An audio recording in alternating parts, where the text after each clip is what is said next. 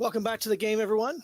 In last session, we left off our intrepid party had charged down a hole full of overgrown insects, trying to attempt to rescue someone they had never met that they saw being carted off and screaming for help. They fought their way through a number of insects, and when we last left the party off, Bertram had just finished digging, or Bertram and a few of the others, had finished digging Corum out of the cave-in that he had caused when he was exploring the area. Someone had noted, I believe it was Lightning, that there is a hole nearby that leads to a place with more cultists in it. Let me switch our map so you guys are on the same map that I'm on.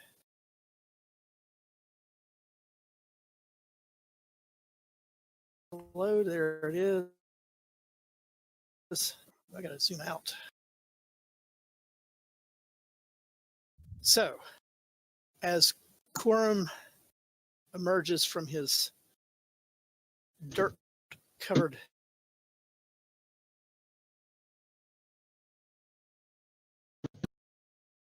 I thought for sure he was dead. I thought you were going to say, and Corum suffocates. I will let the party take it from there so I can see what they're up to. So, Grunt's hurting pretty bad, and he's got some kind of a token on him. I don't know what was that. Did I get exhaustion from something? You were. Hold on, I'm looking for a token. Oh, I got poisoned, I think, at one point, which gave me exhaustion, right? Yeah, you were poisoned at one point. It's just a marker to let me know you're poisoned. Okay. Grunt is not feeling all that great. And I imagine Corum is covered in dirt and mud and grime, and he's not doing it. Is it common knowledge, would we know these termites can basically dig through this earth? Well, you've probably never encountered termites quite this large, but being a person who builds ships, you're very familiar with how termites function. Okay, but they normally dig through like wood. I mean, not dirt, right? Typically, yes, they dig through wood when it's available, but you also know that the termites create mounds, and we're also in a cave, clearly made by termites. And Lightning would have pointed out what she saw, I guess, or heard. Yes. When Lightning stuck her head down in the hole, she heard chanting, if I'm not mistaken. Correct. She just straight up saw what was in Temple of Doom, Indiana Jones style, going on down that hole. Well, Grun's going to share at the party that at this point, he doesn't have much hope that whatever human was being carried down here is alive. Yeah, they're still chanting Grun, Mr. Grun. I think he's still alive. Okay, but I'm almost dead again. I don't think he made it. So I can take a short rest and burn some hit dice to get some HP back, but I am beyond bloodied and exhausted and poisoned, or not exhausted, poisoned.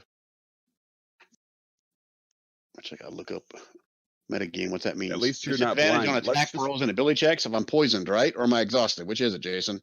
You're poisoned. Shit. Grun is not in a good place. If only you were blind, then we could push you forward down the hole.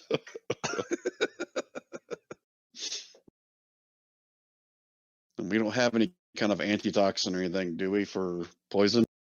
Not that I'm aware of, unless someone has something.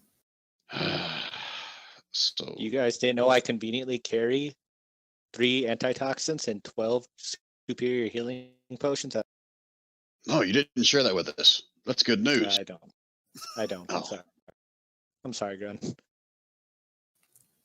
Grun, just drink this. They hand over another healing potion. He looks at her somewhat. Okay, should I trust her or not? I'll ask, what is it? It's a healing potion. Oh, okay. Before you drink So, that, if we do a short rest here, we can probably all rest up a little bit and maybe not need to drink that immediately. But I am sure that guy dies. And if we're supposed to be heroes, the guy we came in to rescue. I'm just joking. I'll set my cloak to billowing behind me, and I'll just stand heroically and be like, "We came down here to be heroes. We have to go try to save this guy. You guys want to sit here and heal up? He probably dies, and we might as well have just never came down here at all." So I say we go forward and see. So, as he's doing this and he's talking, as he described, his cloak is billowing behind you. Now, the rest of you are wiping your foreheads, because it's stuffy and hot and the air's not moving in this room. But his cloak is billowing. As I'm giving my heroic speech, is there any chance I saw lightning drop down?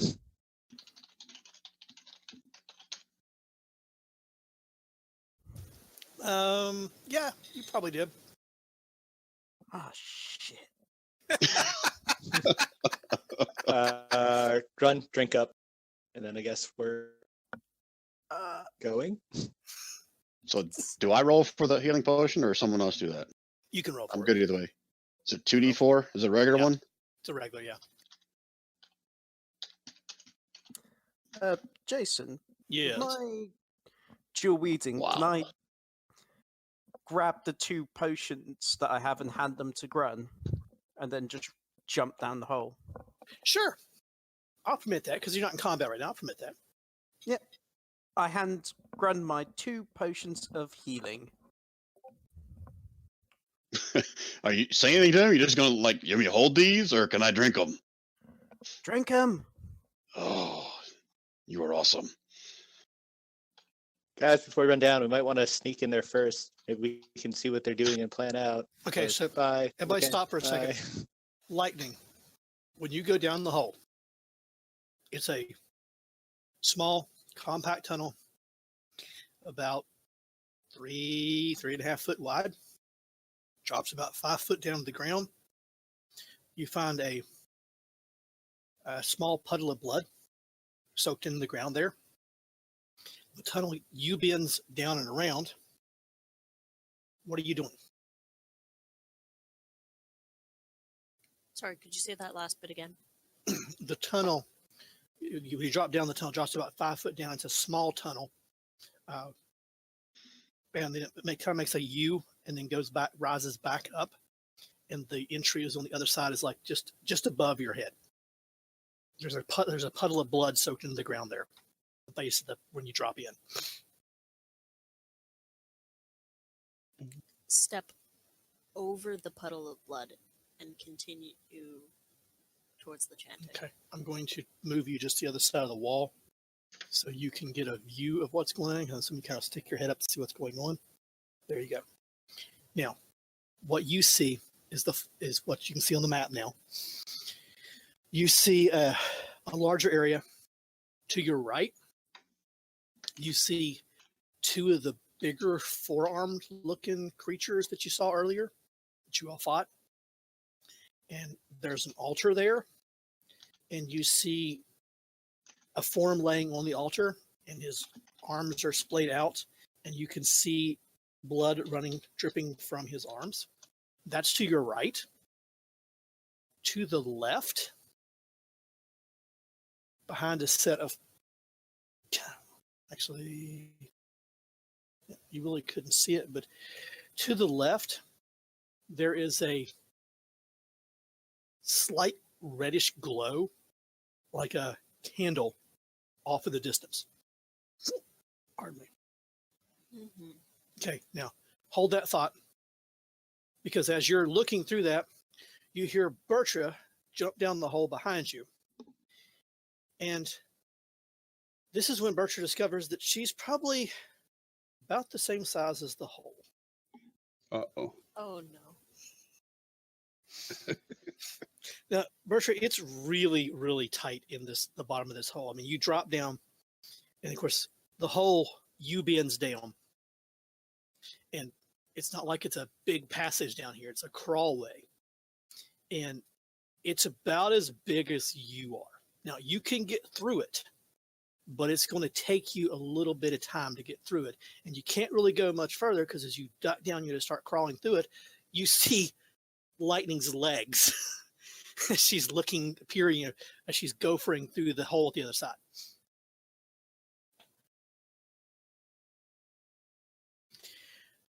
Anyone seen the movie? You cut out, Brian. I said, anyone see the movie Descent? I love that movie. I haven't seen it. So, Corum, do you want my last healing potion? Corum has a little bit of healing spells left. I don't have any healing potions, but no, I'll just hang in there as long as I can. All right. Well, Grunt sees Birch are going down the hole. I guess he's going to sigh really loud and follow her down there as well. Okay. So am I still poisoned, Jason? No, the heal. Oh, the healing potion took care of that. Yeah. Oh, sweet. Okay. It only lasted so many rounds anyway. Okay, so Lightning kind of moves out of the way. Bertra, move you to the top of the hole so you can now see. Then I'll move Grun to here.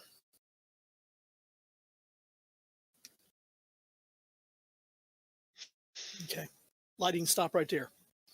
To your left, where that candlelight looking light is coming from, is all the way in the corner.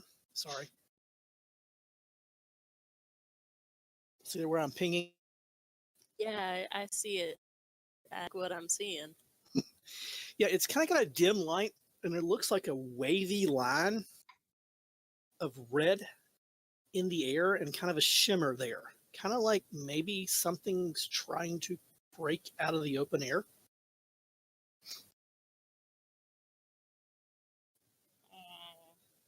Bertra, as you come up through the tunnel, off to the right, you can see the cultists.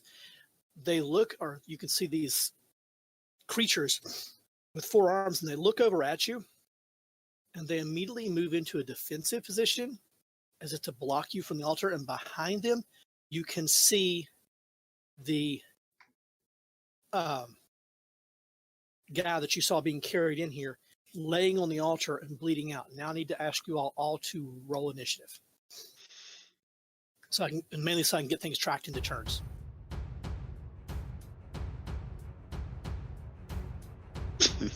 Oh, I might as well be poisoned.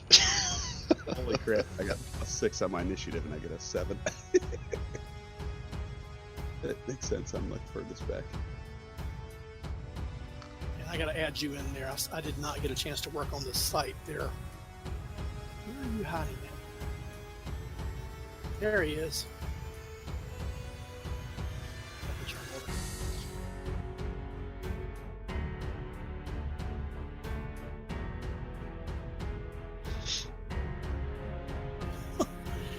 Okay, what did you get there, Corin? 15? Yes, sir. I'm still up here giving my speech as everyone else is walking away. Everybody's walking. You're still giving your speech as they're walking the tunnel. Okay. I didn't realize I was such an Beach work, we're all doing inspiring leader. Well, the best part is I'm actually about to start to walk towards the beginning and leave. So good luck. Let's start the actual, so I can track things in combat rounds there. And get back on the same thing with you guys. There we go. Okay, so Bertra, as they open the first round of combat, you're the first one that can move. Oh, damn it, lightning.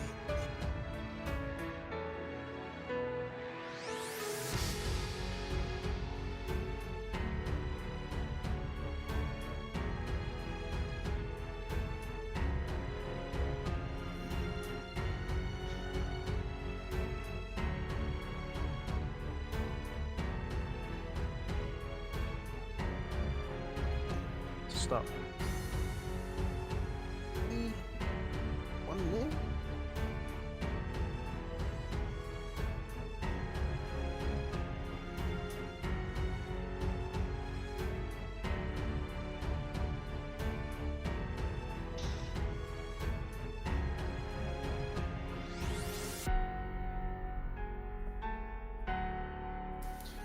Sorry, I moved my map in a second to see what's going on. Okay, you're hitting the first one nearest me. Okay, that'd be number 2. I'm assuming Grunt hears this, right? Yeah, you can hear this grunt. As he charged, you hear Bertra's feet running and then clashing and slashing. Kind of a chittering thing that you attacked in the forearms and kept putting you on the ground. Sounds familiar. Yeah, that sounds somewhat familiar. I gotta check. Am I able to yell back at my party that's behind me and shout what I'm hearing? Yes. Okay. You can do that. Okay. I was checking immunities there to make sure the thing had to be cognizant of. Okay, because your second one hit.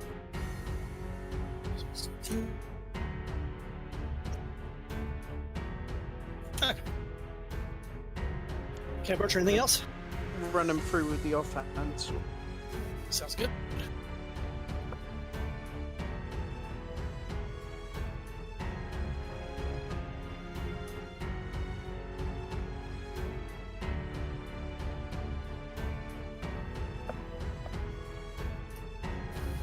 You're gonna love that number. I almost just deducted 114 points instead of just 14.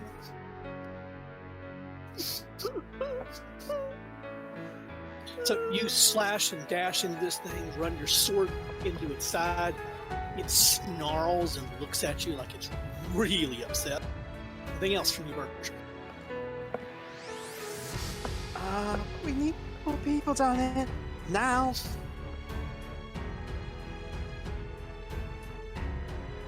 Q, you're the next one to move. You have Grunt and Corum in front of you, if I'm not mistaken. Corm's behind. Okay. Yeah, Corb hasn't moved yet. So with my 35 feet of movement, I should be able to get 5 feet in front of Grun by counter.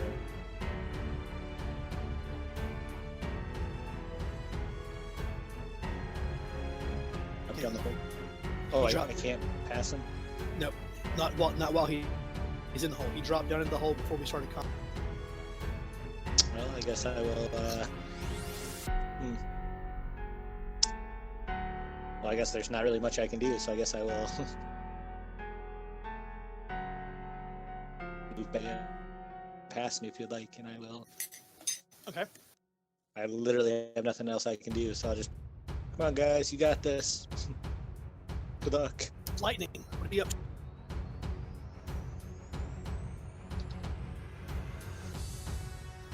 So, I am gonna do.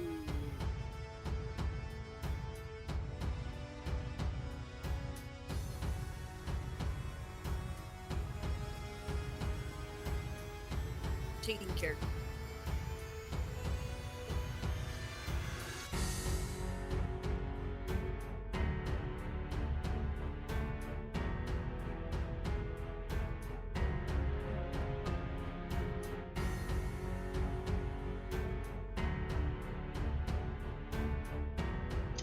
Then I'm gonna Eldritch Blast that red pulsating Okay. thing. Your Eldritch goes spiraling toward the pulsating, wavy red line in the air. And it slams into the wall behind it and makes 2 craters into the wall behind it, as if it wasn't even there.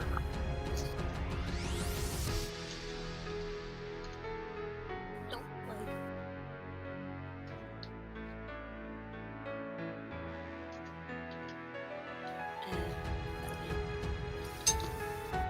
Very well. Grunt still. That stinks. Orhan is going to just heal himself, I think, with this extra time that he had. I'm going to use a second level version of healing word. Sorry, my kid is using some type of dinosaur thing anyway. No, it's just adding effects to the game. We're good. Sweet. If that is a sound that any ant down there is making, is terrible. All right, Corum heals for 10. Okay, go ahead and put it on your sheet there. And then I'll just move him forward towards the hole.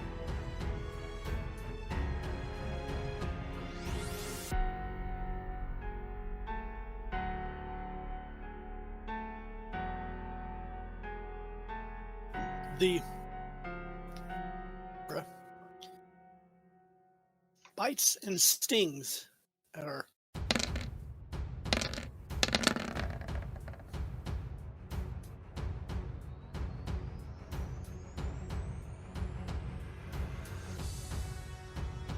Wrong one, by the way, Jason. you're right.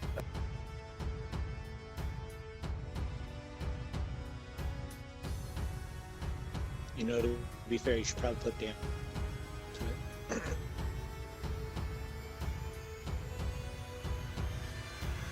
Or I could just put it back, switch the numbers out. There we go. Thank you, Virtual Catch. And it doesn't back down. It actually, after biting and slashing at you, actually hisses and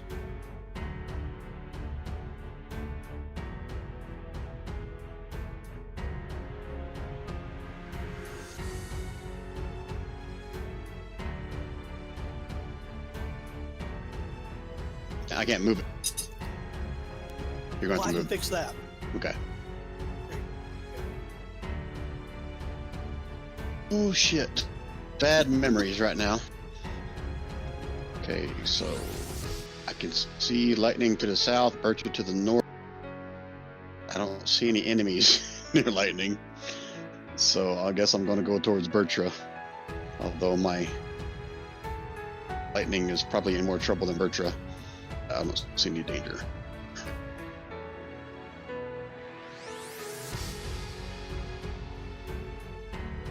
Stop.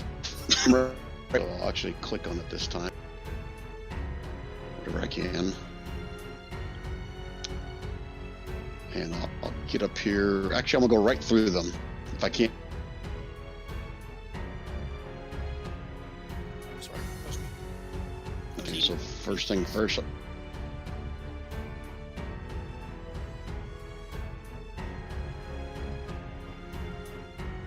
go for that guy first.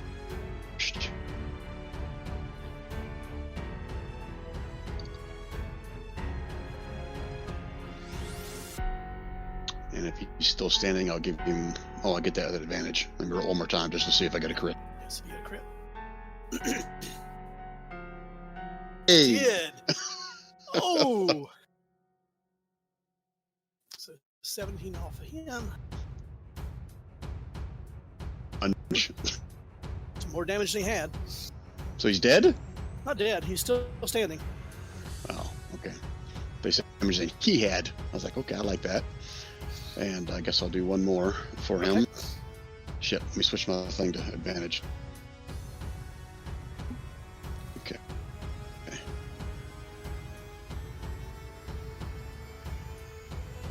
Nice.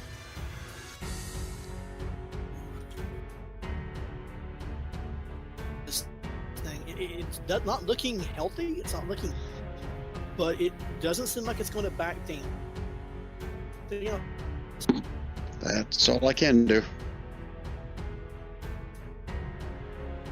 Table is like dead or alive or he what's is going on? alive.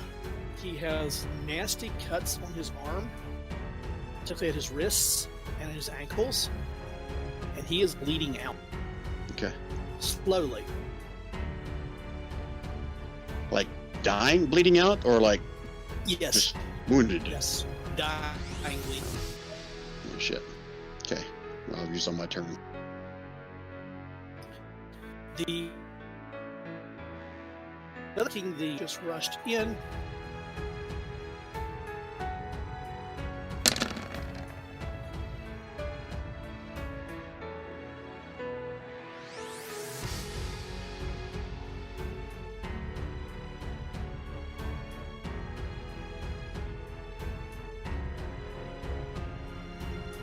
And Suck.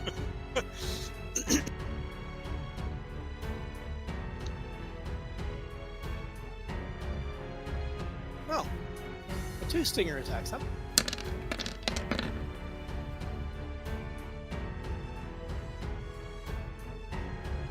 Do you want to take the Sure other he one? didn't. No. So Are you with sure he didn't accidentally hit his?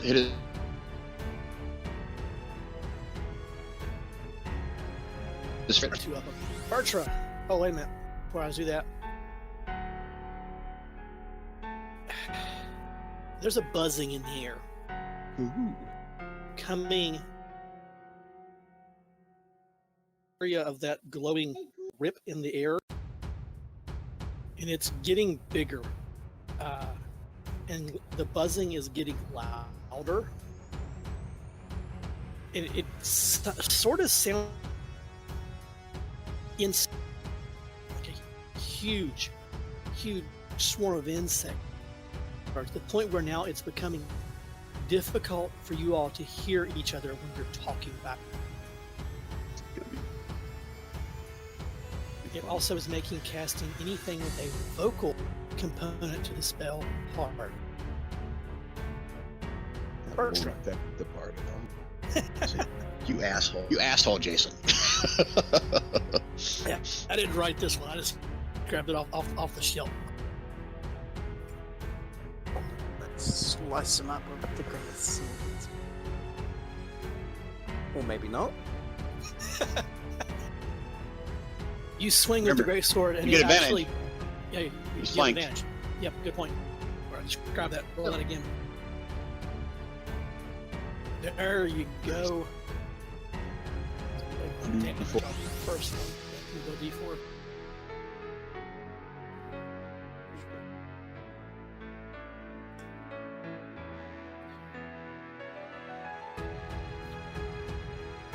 Your first, it tries to bend at the waist backward, but fails, and you're sliced right across its chest. Well, let's see how well it bends at the middle.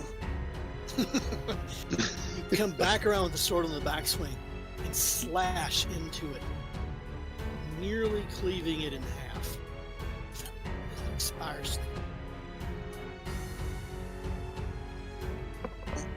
Excellent. And then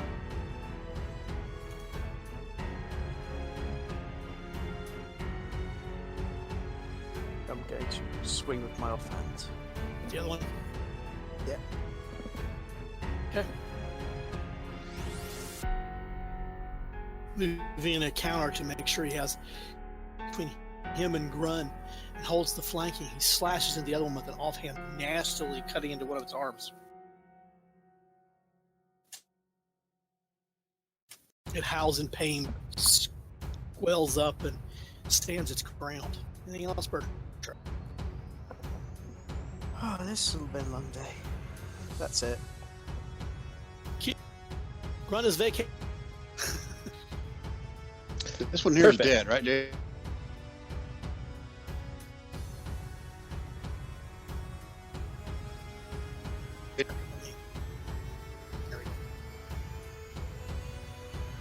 Notice Well,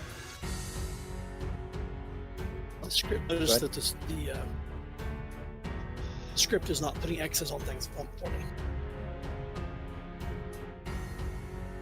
so I think it would have taken 10 feet of movement for me to Yeah, took move 10, 15. forward. So, Yep. okay. Well, I will take a sharpshooter shot to see how will that go. Okay.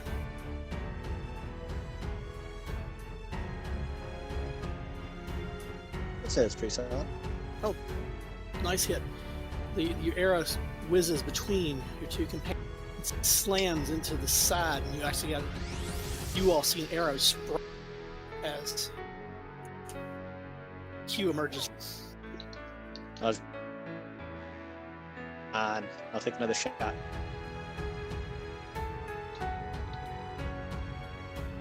I think that one hit even harder. Yes, it did. That one slams into it, actually. Ooh, yeah.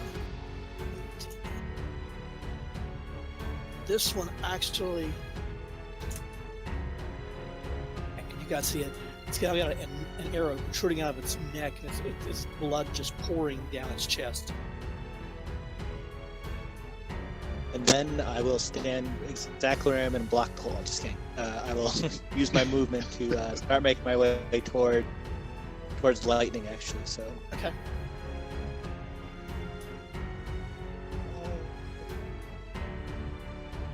So that should be 25. Have an eye on.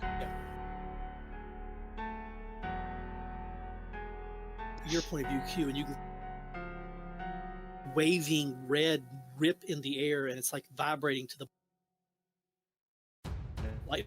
I guess for my bonus action, I'll just be like, lightning, I don't know what you did, but I don't. Not my fault this time. Get the body off that pedestal. Get the body off the pedestal. That's it. Okay. Anything else? Yeah, you need measures. Okay. Just check.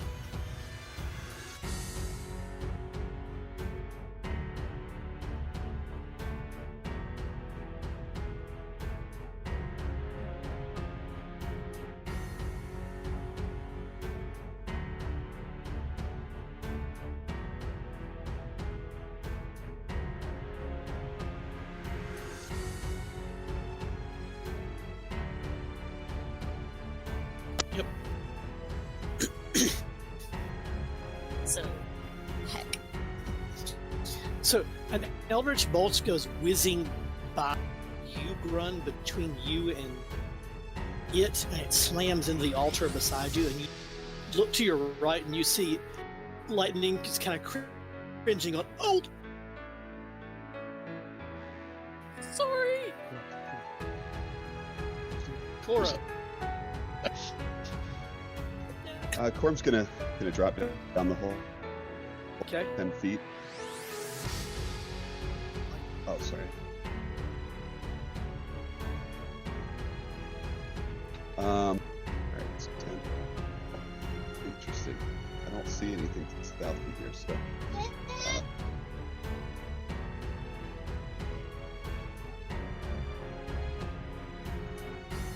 Okay.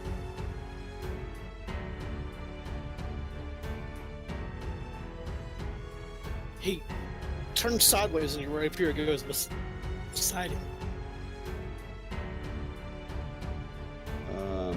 That's it for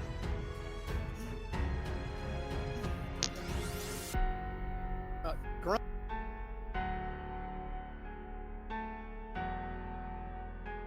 Talking to red light.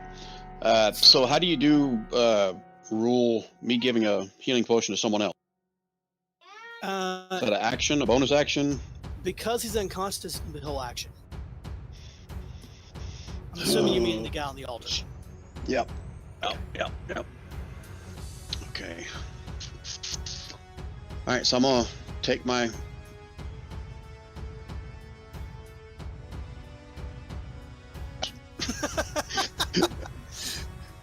And I'll shove it down his throat, see if I can revive this guy, because he is like dying.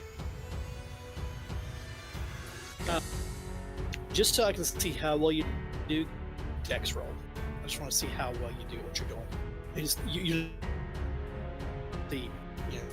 You spill all over the guy, or What'd you say to roll? You broke up. a dex roll.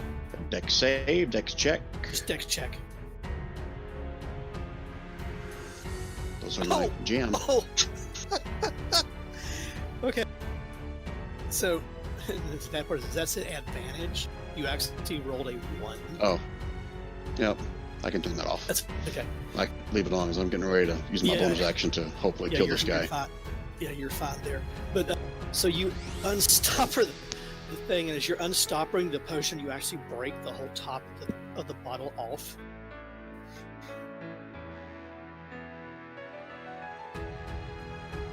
Pour it on top, and you're afraid to get it too close to him because it's all jagged and broken at the top, and it like pours all over his face. But enough of it gets in there that you think you think you got some of it, and you do see the wounds on his wrist and his leg together.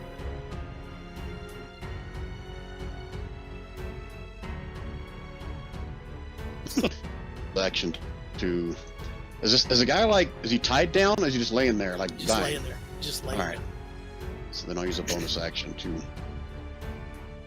this guy. Okay. Where am I? Actually, I want to do that. I want to use my screw it. All right. He's getting some horns to the face. That one. Or maybe I get horns to the face. Well, you don't get horns to the face, but he sees what you're doing at the altar, and he actually screams at you in some kind of language that you don't understand. And his act of screaming and his movement toward the altar causes you to miss him. At the same time that all that's happening, the buzzing in the room stops. It becomes silent. And That's a good glow, sign. the glow in the back corner fades What back corner? I didn't never see a glow. to the south. Way down there. I'll just say, "You're welcome." And he you Well, there's one other thing I was going to ask you about, Jason. sure. So I still have my movement left, and so this is up to you whether I can do this or not. So I want to kind of move as potentially Quorum takes his next attack, so I can make sure I'm staying flank. Makes Yeah. sense. So I'll stay here to let Bertram get attacked. Then I want to move to the north as Quorum attacks to maintain flanking if I can. Right. Okay. That's fine.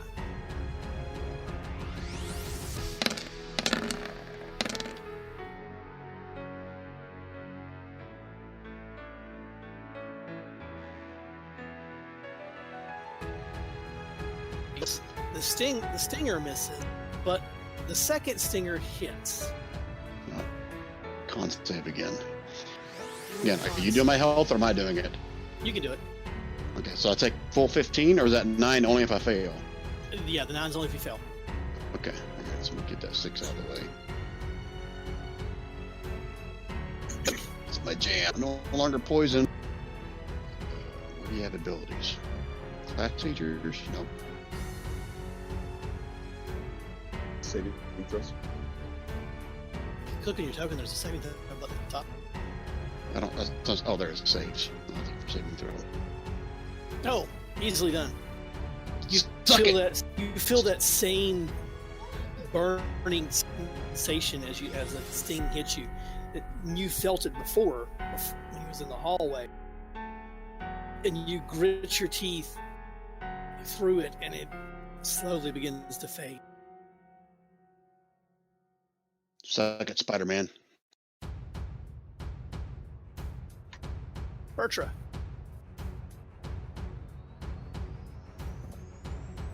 Let's see if we can run him through. No. Sorry.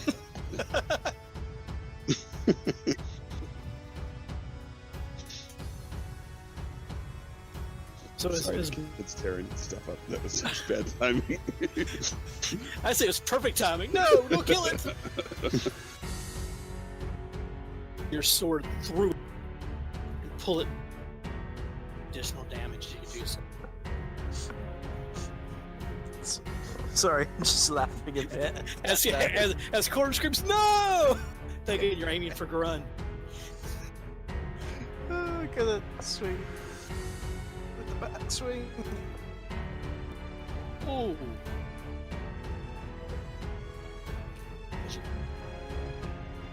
Back around, hammered into it and slam it across its chest.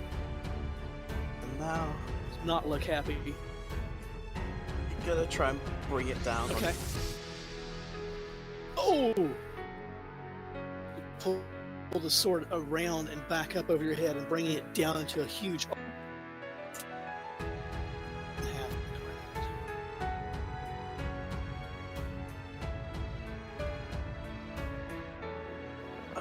Killing it. That felt good. And I'm gonna sit down and collapse on the floor. The guy on the altar. Did he get the healing potion or not? Yeah, he did get the healing potion in. Just glass bits in it. Yeah, he's got glass. He's got little minor cuts around his face, but the healing potion killed Healing those potion. too. He's all good. He healed those too. He kind of doesn't sit up, but his eyes open. He goes, what happened? Where am I? Bugs! Yeah, Grunt's just wanting to kind of pick him up and get the F out of here. Doesn't want to stick around and talk. As he's screaming bugs, he rolls over and he sees Grun and Bertra.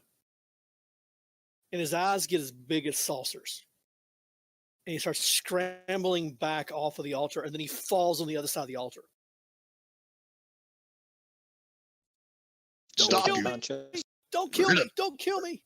We're here to help you. Calm down, little man. Come on. Let's get the F out of here. You can visually see the cogs in his brain changing gears as he realizes that this Minotaur's not here to kill him, and this ogre's not here to kill him. Help! Yeah, let's get out of here. See, I'm vegetarian. I don't know about Bertra, so you're good with me. He's gonna start. Vegetarian. Grunt's gonna start making his way back to the exit hole. Okay. You sure you don't want to? You don't want to look for anything that might be down here? I have died twice. I've seen enough. Let's go. Hey, Lightning, do you want to go check out this formerly glowing, shiny orb over here with me? Of course. Okay. So as you wonder, You're the magical one. You should probably take the lead.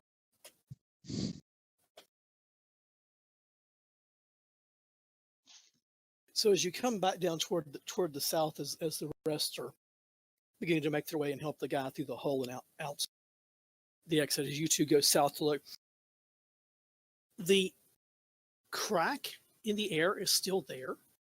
You can see a very thin, almost like a string, like a thread width of red energy hanging in the air, waving back and forth in the air. And no matter what side you look at, it's just this like a string hanging in the air, vibrating as it wavers there in the air. Does it look to be leading anywhere? Or is it just there? It's just there. Give me a, hopefully they're down there, give me an Arcana roll. Oh. Yeah, it's a red string floating in the air. Oh, wait, I'm still at disadvantage. Oh, yeah, re-roll that. Good point. Actually, I can hover. Yeah, either way, 14 or the 18, either one. You've seen something similar to this in some of your studies. It looks like maybe it was the beginning of a portal, or is some kind of portal that's in the process of opening or closing, but you've never seen one quite hang out just like this, and not usually when like it starts out as a string or something, as a wispy wavy thing in the air, and then it kind of spreads open, to create a portal. It looks like this was just kind of stuck at that point of beginning to open.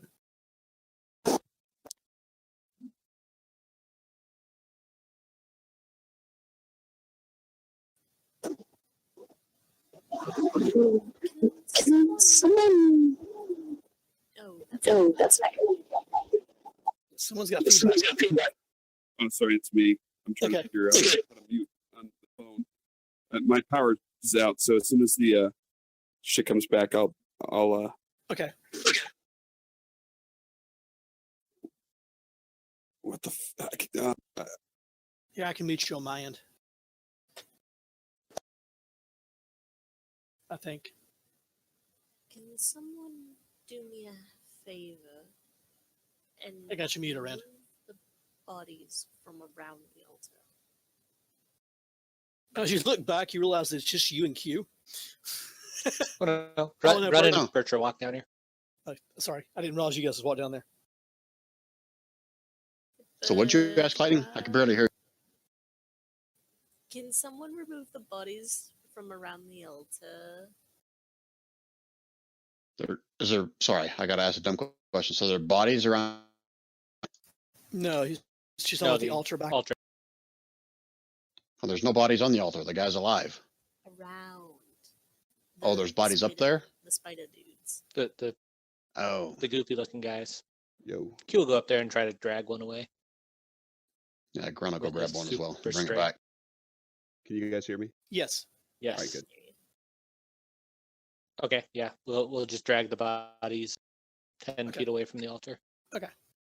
Takes a little bit of time, obviously, to move them. Not a whole lot of time, just a little bit of time as you drag their insectoid-like looking forms away. So during this, Grunt's going to ask the guy like who he is, what the hell happened, how would he get here, all this shit. Okay, so he begins to fill you in. Well, yeah, he's obviously a bit shaken. He is from. Move my map so I can get to where I know he's from.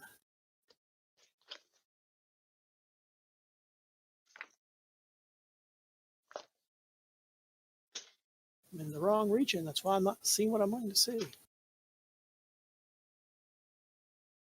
He is from the town you're actually headed to, How convenient. well, you're not too far outside of town. You're only like maybe half a day's ride from town at this point. He is from the town of Freyhurst. He is a farmer. And he was in his fields working when these creatures attacked him and drug him away. And they So brought his him farm's here. not that far from here, then, is what you're saying.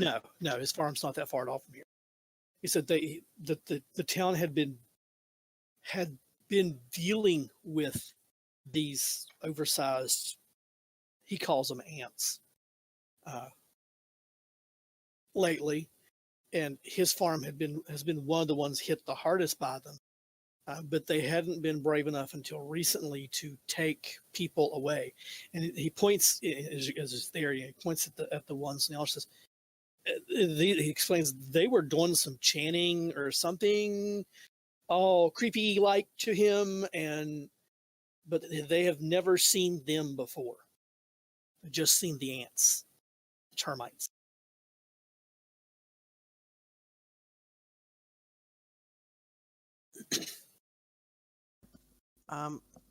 While they're doing that, I'd like to check out one of these little holes.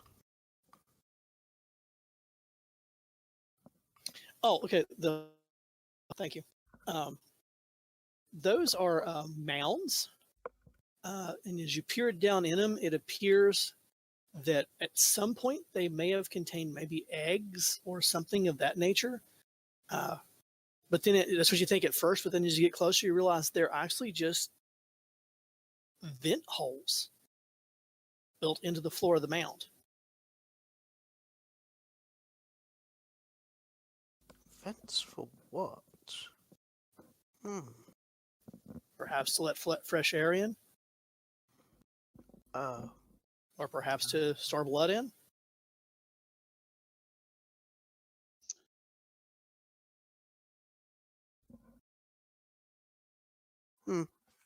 Bertram will kind of disassemble one to see if she can work out which. Okay. So you start taking either a sword or something, and working your way down through it. And it takes you about 10, 15 minutes as you get down through it, and you realize, no, they're not vents. They appear to be maybe some kind of storage chamber that held something. but whatever was in him is long gone. Probably not an egg. Too big to be an egg, but maybe not, judging by some of the creatures around here. Maybe food storage, but again, you're not sure. You just don't know enough about him. But obviously, it was some kind of storage for something. Yeah. I'm going to investigate each one just to be Okay. sure there's nothing in.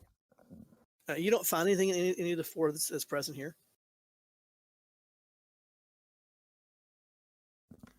Well, I think we're safe.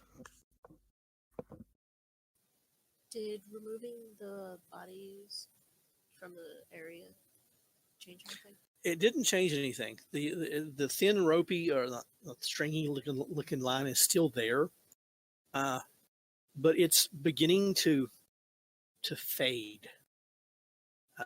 Don't think it'll fade away instantly. It'll probably take a while, but very obviously, whatever this was, the magic behind this beginning to wane. Okay, that's it. Run, go pull this on the altar. I'm gonna hand him a bottle of slime cube. A bottle of what? Slime cube. Oh, okay. So Make you sure want me to walk up on this altar and put something on? No, The not altar, this. not the altar, not this fleshy bit. Isn't that the same thing?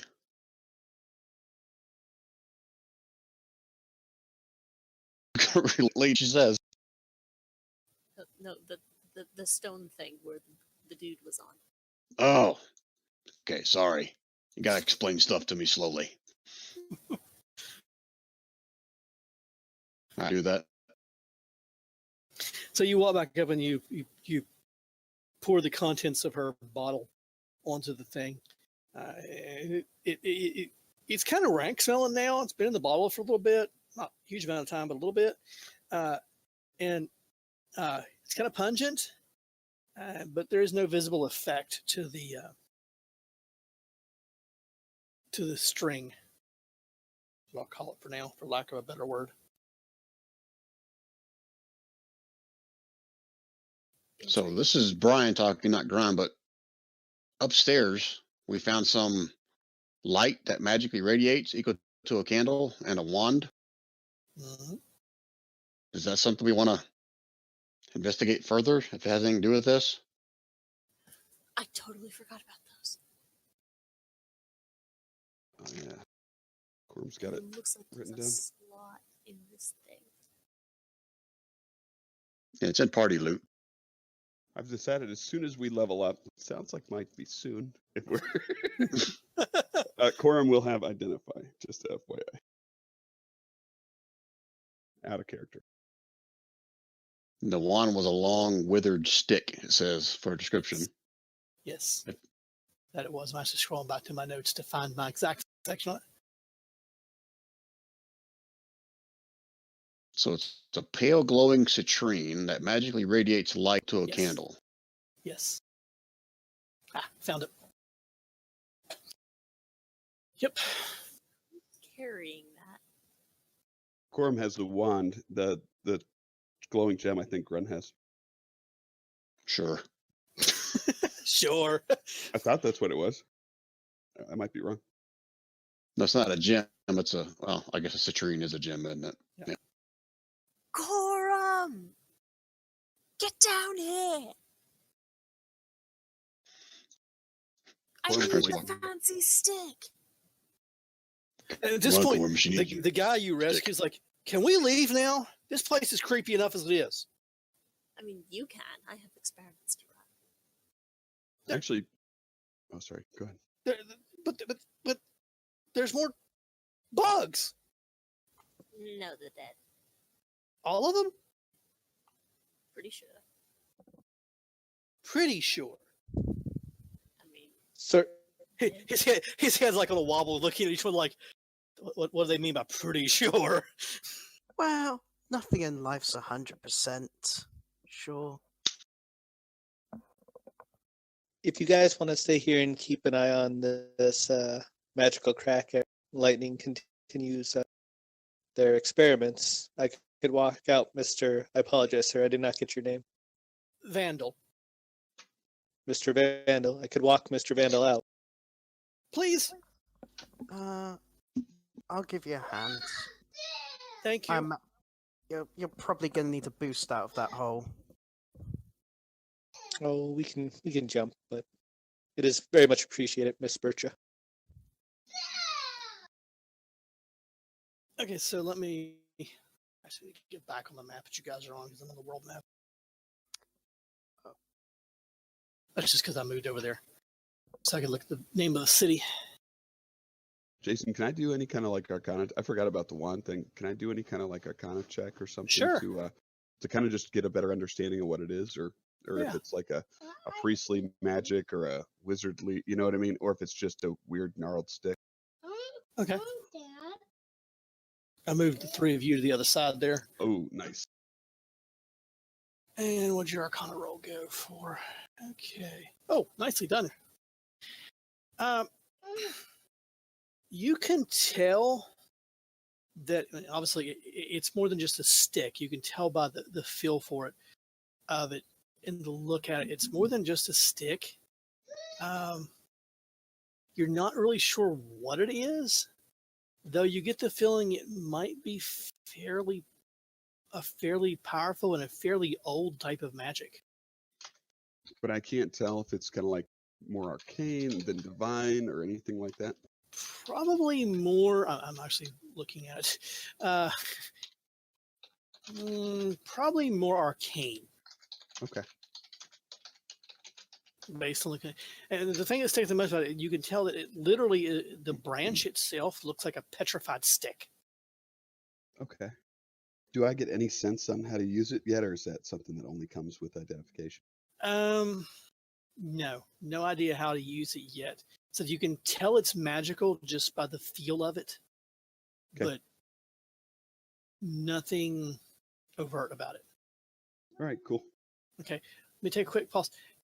Here, the three of you that are leading Vandal out, are you retracing your exact steps?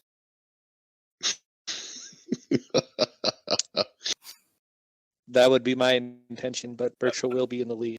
So. Okay.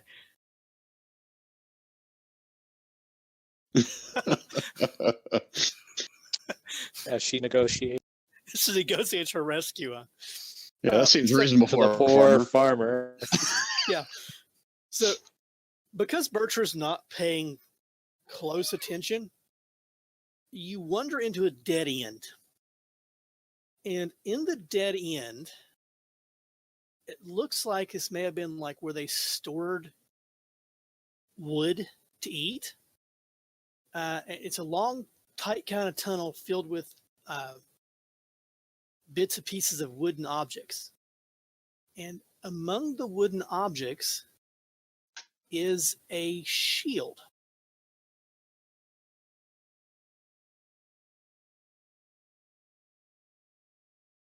To Grun's response, is that, or is it the other party going north? The other Grun's party's still down upstairs. here with lightning. Yeah, the other party is upstairs, now at a dead end, apparently. And Bertra just found a shield. Yeah. Oh, okay. I didn't know if we just missed it on the way out or way in. Or Yeah. No, Bertra kind of made a bad turn. Huh. She'll pick it up. It's fairly badly damaged. It would need to be repaired, Bertra. But something about it, the quality of it, it's really, even though it's damaged, it's really well made.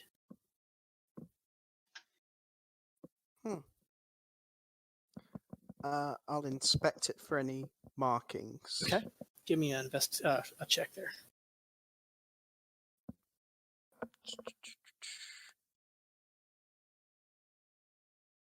This is Brian asking, who here uses shield other than Grun? I think that's it. So as you're looking it over, Bertra, you notice a set of glyphs carved into the inner lip on the back side of the shield. And the glyphs are of an arcane nature. Oh, that's cool. You can't read them, but Ah, it's got some nice squiggles on it.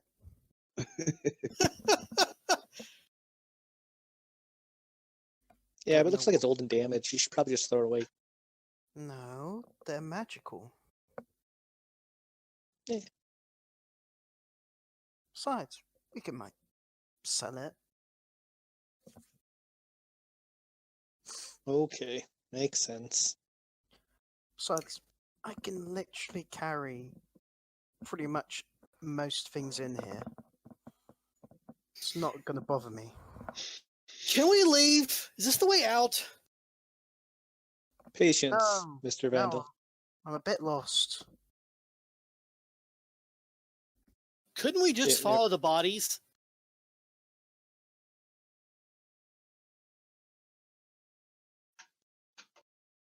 Yes. We're explorers first. Okay, So let me switch back to the other group because I'm leaving this to talk. So what is the three remaining Grun, Lightning, and Corum up to down here?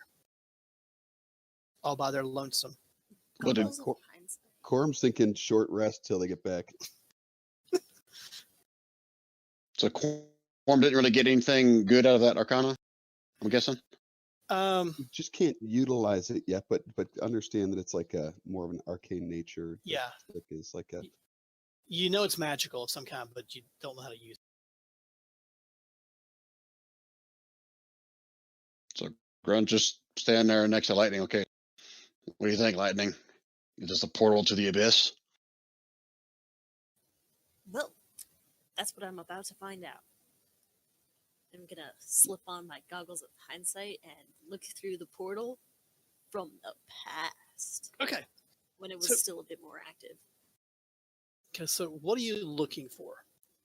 I'm looking for anything that might have given sign of what was on the other side. Okay. So, while putting your goggles on, you notice as you muse back over to replay it in your mind, or replay it on the goggles, so to speak, the events from the time you entered the tunnel, and you remember very clearly that string being there and it growing brighter and getting more vibrant and vibrating faster, up until the moment when Grun fed the guy the potion, and then immediately it began to diminish.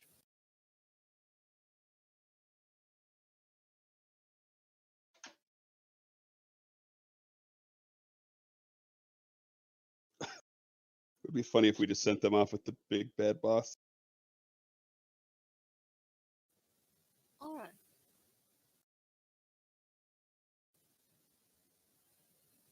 So, Grun, we're fine as long as that guy doesn't die. Boy, he's not dead. I saved him. Kind of pumps his chest out a little bit. I'm very proud of you. However, we need to make sure he doesn't die. We Why? need to nullify any magic that we need to we need to make sure that any magic around him has been nullified because he's connected to the portal. He's connected to the portal. He kind of looks back behind him. They're upstairs. Yeah. Okay. Are we I'm going fine. now? Yep, we're leaving. Shall we? All right, Quorum, we're leaving. All right, Corum will go. Okay, so the rest of you are out. The other group is outside about 10 minutes until the rest of the party emerges from the passageway. Vandal explains that, he's from a nearby village,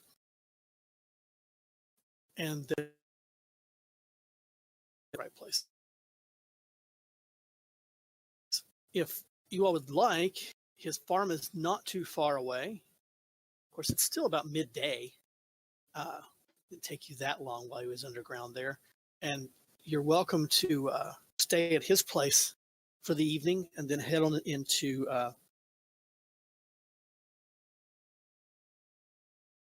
Freyhurst in the morning, if you, or he is not that far away from his home. Maybe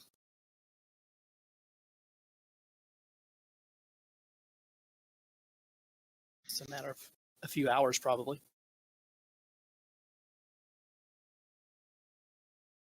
So to speak, and offer you a place to bed down for the evening. Well, Grun's going to be curious if there's other of these mounds anywhere nearby, or if this was the only one that was of any threat or concern. The mound you went into was probably the largest of the ones nearby. There are several other mounds nearby, and Vandal starts to explain to you that the mounds have started to appear in the last few months here in the area, and they'd seen the termites coming and going from them. But the mound that you went in was the original mound. That was the first mound that was created. That the other mounds were added later, but the termites were very territorial, and they would fight with each other. And the mound you were in was the one that came out triumphant, so to speak. So it was the only really mound that was of concern, or that he would be concerned about, was the one that drug him in and tried to kill him. And did the other mounds have like these spider dudes as well, or are they just termites? Just termites. They've never seen those spider dudes before. I don't like spider dudes. But Gurn's okay spending the night at his place. I think we all could use a rest in some place other than a hole in the ground. He's not doing. Any... Sorry, go ahead. You go ahead. Nope, go ahead. So he's not doing well. The healing potions got him up and moving, but he's still got some nasty gashes and bumps and bruises too. He says, "Come on, it's not this far," and he starts shambling up the road toward Freyhurst from where you're at. Shambling? No, not shambling. He's just not that kind of shambling. He's just limping a little bit and moving toward it home. Oh, come on. Bertram's going to pick him up and put him on the top of her right now. Okay. Yes. What kind of beast is this? It's cool, isn't it? I'm not sure where it comes from. I think it's called a rhino. A rhino? Ooh. Yeah.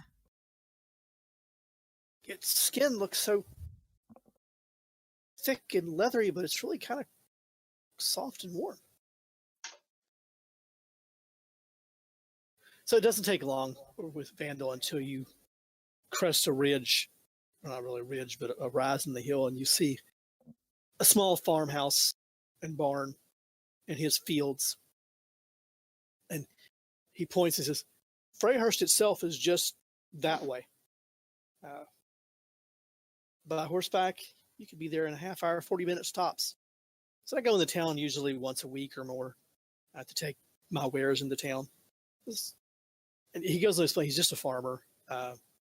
He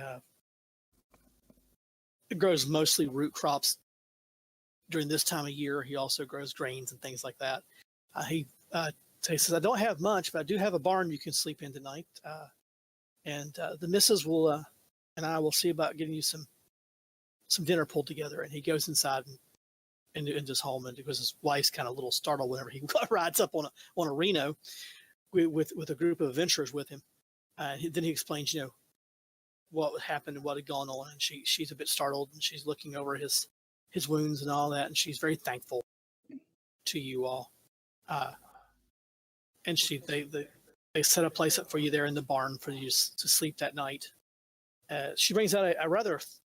It takes her a little bit longer to prepare the meal because she was only planning on her and her husband and their two children, but unfortunately, going to need a little bit more than that. So she has to add a few other things to the meal. It takes a little bit, about an hour and a half later, she brings out a nice little meal for you. Nothing fancy, just a nice home cooked dinner.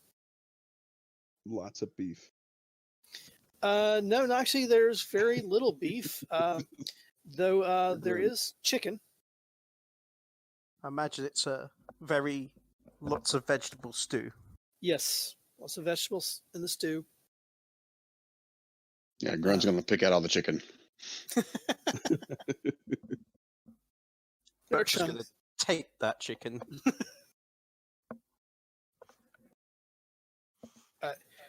Vandal explains, that you guys can go in the town in the morning, and that he will, one of his boys will lead you into town so that you don't get lost. I mean, it's hard to find the road and get into town, but just being neighborly kind of thing. The boys take care of your mounts, except for the Reno. They're a little bit confused how to handle how to deal with the Reno. Bertra's gonna show him a bit, let him pet it, get used to it, but take care of most of the things. Okay. Yeah, Grun, you probably would see the shield. I believe either Q or Bertra had it. I mean, they weren't exactly hiding it. Yeah, I didn't know if they were trying to put it in their bag and keep it hidden, or No, it's just on the back of the Rhino. well, Grun's going to ask Bertra about it then. So what's that from? I haven't seen that before. Oh, that was in a bunch of wood. A bunch of wood? Yeah, the things termites were eating. You want it? You find it down there. You mind if I take a look at it? Yeah. Have a look at it. It's got some cool glyphs. Glyphs, huh? Yeah, I can't read them. All right, so during their trip, I guess, to the house, or once they get to the house, whatever, Grun's going to take a closer look at it and ask everybody who else can read on it if he can't. Okay. So make an Arcana check with advantage. Grun does? or whoever wants to do the official check. Not to be Grun, but since everybody's kind of being co-opted into this, you can make the check at advantage. Whoever makes the check. My Arcana is -1, so he's not. It's not going to be Grun. I'll do it. Okay. This is not his jam. Oh, okay. So you look at it. You look at the shape of the shield. You go, yeah, it needs work. You kind of turn over and look at it. You look at the, and you're mainly looking at, and by me saying it's damaged, it's been gnawed on. So like the wooden parts are fairly badly damaged, but they could be repaired. But it has a lot of gnaw marks on it. It's kite shaped. It's been enameled blue on the front, and then in the center of the shield of the kite shaped shield is a round shield painted into it. You're fairly certain, and you notice it's lighter than it should be. So, Corum, you're fairly certain that this is an arcane object, and it would probably aid in someone's defensibility.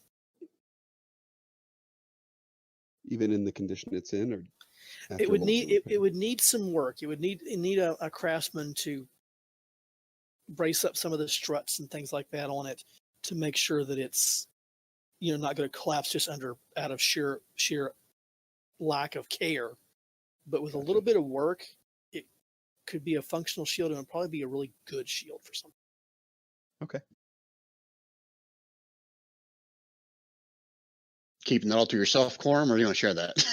No, Corum will share it with Grun. I think Grun's the only one who uses a shield, so. So Jason, did you say it is a wooden shield, or just parts of it are wooden that are kind parts of it are wooden. Okay. It's got metal across and it's not thick metal, but it's got metal across the front of it, covering the wooden planks that shape it as well. And it's got a wooden frame on the backside and leather pieces, and the leather and the wood. The leather is almost completely gone, like the straps that would strap it onto your arm. They're almost completely gone. And many of the cross struts and members have been heavily chewed on. They would need to be repaired properly to use the shield functionally.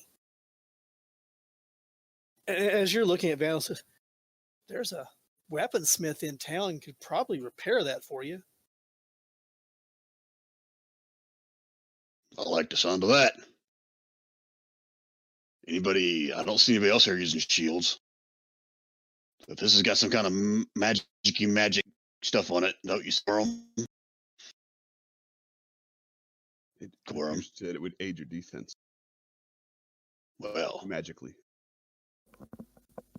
unless someone else is wanting to claim this. I almost die twice. Almost like, it should be mine, right? Or the healers. Yeah. There you go, Quorum. You need a shield. No, buddy. Oh, No, well, there you go then. It's settled in. It's fine. You need it to be slightly less weak. Yeah, I'll get it fixed. Oh, you meant the shield, right? Yeah, that's what you meant. So you pass an uneventful evening at Vandal's farm. Breakfast is not much of an affair. His wife has made some bread, and they have some bread and cheeses for you to use. And then once, and of course, everybody take your long rest, obviously. And then once you're ready to move out that next day, his youngest son offers to escort you into town. Hey, Jason. Yes. Are we playing by those alternative rules like that we posted a while ago, or is that in Brian's campaign? I can't remember. Like where one of the things for spellcasters I saw is they could re-memorize a spell, like a bard. We haven't talked about those yet for our group. Okay. I have no problem with them personally. So if you want to, that's fine. Oh, you're talking about the Unearthed Arcana? Yes. Yeah. So like because it's a new day and it's a long rest, instead of Fairy Fire, Quorum could pick up Identify, something like that. Using those rules. I was just wondering. Yeah, you would need to be only caveat I think I would put with it, because the way I've specified in the campaign, you would need to be someplace where you could learn Fairy Fire or the other spell if you don't already know it or haven't already used it before. Okay. Good thing Greyhurst is like. Go ahead. No, I was just gonna make a joke. Yeah, I was going to say, I'm sure he's got Fairy Fire somewhere around here, the farmer. Well, no, the Fairy Fire is not the problem. Quorum's used that before. Oh yeah, the Identify. Sorry. Yeah. Yeah, you need someone to teach you Identify. But once you learned it, you have no problem. I'm pretty sure Freyhurst is a kind of like a mecca for mages, and they come from everywhere. So pretty much every spell's there. I'm sure. That was my understanding too, based on the lore. Move your token actually into Freyhurst because you're outside. So it doesn't take you long to get into Freyhurst. I mean, with mounts, you're there within the hour. As you arrive near the town's not walled, but it is a true town though. Unlike Rockburn was more of a village, it's a true town. There's probably 300 to 400 people or more that live and work inside the town daily. So it's not huge, but it's not tiny either. And as you come into the town, the Vandal's youngest points out a couple of the shops that might be of interest to you. You can find most things here in the town. That's not a problem. But no sooner do you arrive in town and you're getting, coming into town proper, a young woman comes down the street dressed in the red and gold livery that's kind of out of place in this area. And she arrives immediately. She hones in on you all as a group. And she comes up and she looks at Bertra and Grun, and she looks at the rhino, and she goes, "Would you be Bertra and you be Grun?" And she starts, and then she pulls out a piece of paper. She reads this, and then she goes, and she spots lightning. And you're lightning, correct? Depends who's asking. And she reaches into a pouch at her side and pulls out a bottle. And Grun, the bottle's familiar to you. You've seen these bottles before, and many of you probably have. She goes, delivery. Who wants it? Me. She hands the bottle to you, and then she turns around, she goes, oh, no, wait. She reaches back fast, she goes, here's the other one. She has a second bottle. Who wants this one? Hold on, before you leave, how did you or anybody else know where we were to deliver this? She pulls out a note, she goes, I was told to look for a group matching your description when they arrived in this town, that this town was along the route they were traveling, and that if you weren't here by, and she names a date, that I was to send it on to Morford. Who's it from? I have no idea. All right. Grun's a little reluctant to open it up and look at it or whatever. I sent a message. To who? To Mac?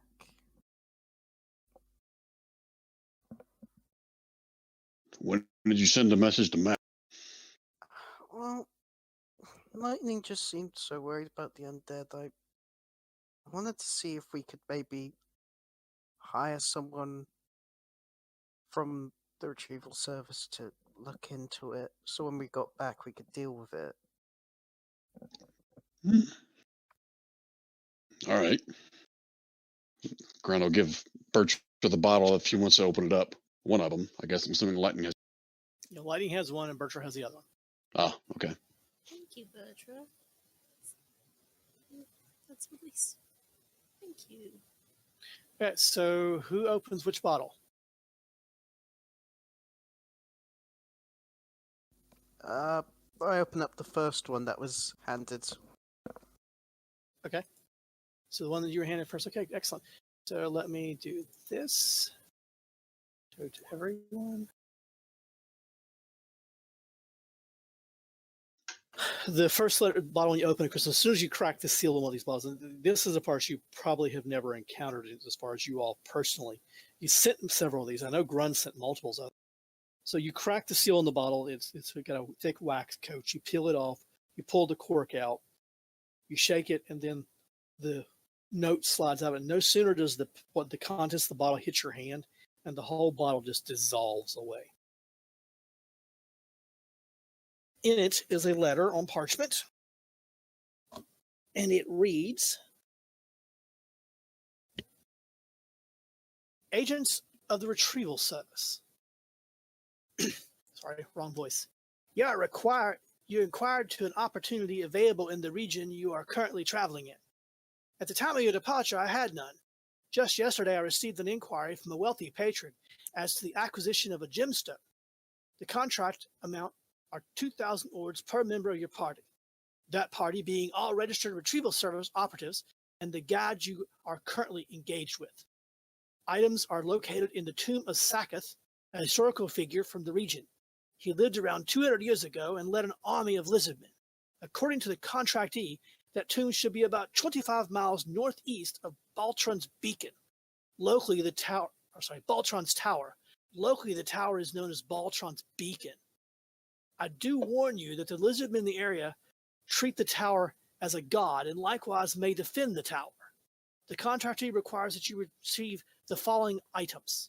1 green gemstone engraved with the ancient symbols of Earth. The stone is 4 foot by 4 foot by 12 foot in size. A gold ring with a large round ruby inset. If you accept the contract, send a bottle. Mac.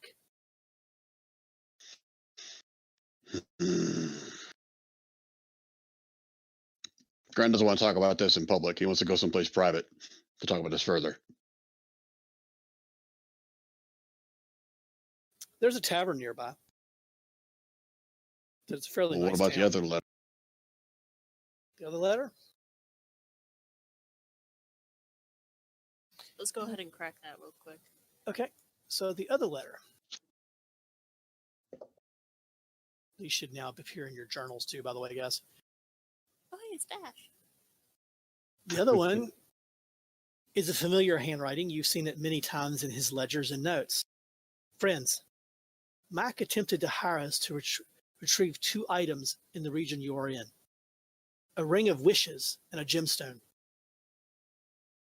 The stone sounds like a green version of the blue one that we picked up while we were up north of the city. I declined the contract. He may attempt to contact you directly, as I informed him you were not. I think you should find the stone and return it to the Laughing Dragon for safekeeping. Be careful. There are reports that the lizard men that call the swamp home are dangerous. My research has shown. Get to the actual one sec. Read that. My research shows that they have recently acquired a new leader who claims to be the reborn Saketh. He is dangerous. I'll continue researching the stone and the buyer here in the city. Dash. And then there's another script. It's Dash's handwriting, just written in another ink. And it tells its angle like he hurriedly added it to the note before he sent it. It says, P.S. Bertra, I've looked more into the stones as you wanted. The description of the stone fits the myth of the 4 seeds.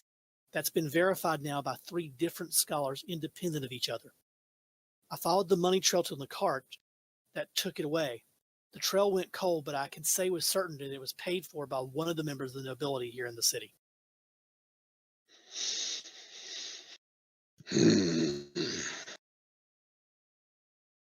So now we have a third option of where to go next. Again, let's find a private place to talk with us in more detail. Do you guys agree? Agreed.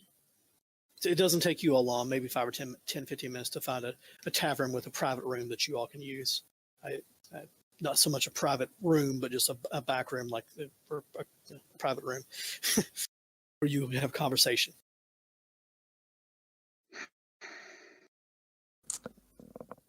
All right. So who wants to speak up first on this? I mean, Actually, just a word of advice. I don't know a whole lot about that retrieval service, but aren't they like always watching you guys? I'm gonna pocket my ring. wait. Oh, you guys assumed that had his ring on the whole time? He Yeah, would have took it off as soon as we went off on this thing, because this wasn't retrieval Yeah. business, was it? No. No, this trip was tied to the note that you all received from the Right. crows. Yeah, so Grunt hasn't been wearing his ring at all during this whole time. Bertra's just been wearing it because habit, so she takes it off. Yeah, same. Same. Yeah, and I'll put it in my coin pouch. So now we're screwed. They've seen we've read both of these notes and heard, right? Shit. Not necessarily. All right. Well, I guess we're out of their sight now. So I guess I'll start off. Bertha, what are these 4 seeds that Dash was talking about?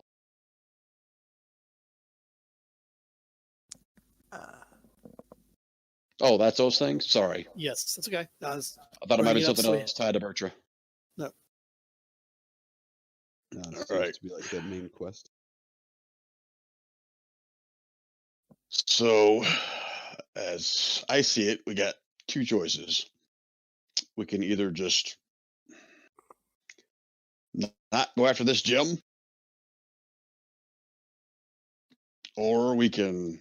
Shit, how are we going to get this past Mac? He's already heard that we read this. We can tell him we're not going to, then get it anyway. We can say that we're denying the job. I mean, He just says if you accept the contract, send a bottle. Just don't Right, but say he's anything. seen us read these letters before we took our rings off, or before you guys took your rings off. they don't watch us all the time. At least that's what they said. Yeah, I don't believe that at all. Someone's always watching with those rings on. I mean, people watching us have got to go to the bathroom at some point at least.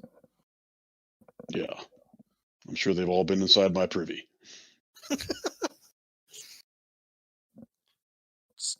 So, does anyone know if we wanted to intercept, like, Sakif, where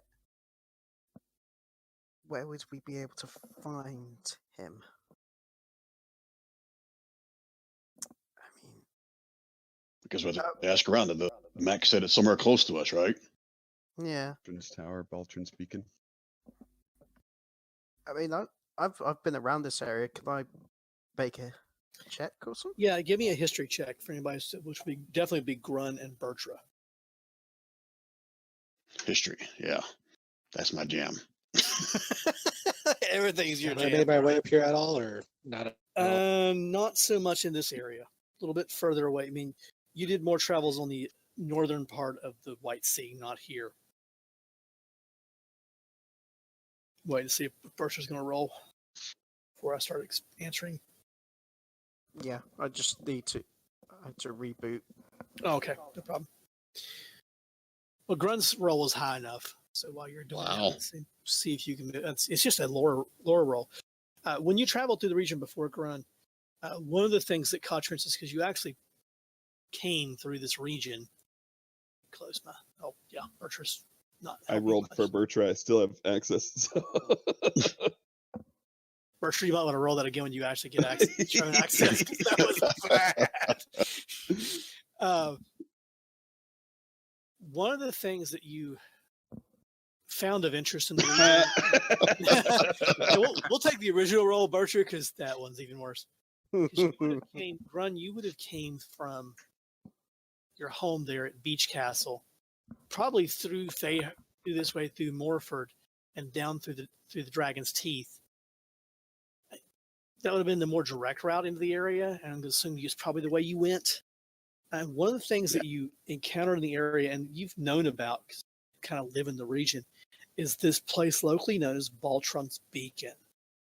And about 50, 75 years ago, this green light appeared in the moonlit morass. And the story was, or at least one of the stories you heard, was that a wizard was doing experiments there and created this beacon. And they named, everybody calls it Baltron's Beacon. And it's this green shaft of light that just shoots up out of the swamp. It's fairly deep in the swamp. I mean, not hugely deep, like 100 miles deep, but about 25, 30 miles back in the swamp. And this beacon shoots up out of the swamp. And you can see it, even during the day, you can see this green shaft of light sticking up out of the swamp. That's what I heard, or that's what I saw? You probably saw it. Because since you said you passed through Morford anyway, you would have seen it. You can see it from Morford. You can almost see it from Freymere. All right, so I'll share there, but I remember hearing about this or seeing it or whatever. But I'm also going to share that I have no desire to bring this seed to whoever the buyer is. 2,000 orbs apiece. Well, I have an idea. What if we brought it to the Ruby Scribes? Ruby Scribe. Ruby Scribes are an order of basically librarians that record the histories of the world. They maintain a library in Gumtar Stronghold. Other cities as well, but there's a big one in Gumtar Stronghold. You're not just saying that due to a bias for your mother, are you? I mean, she might like it.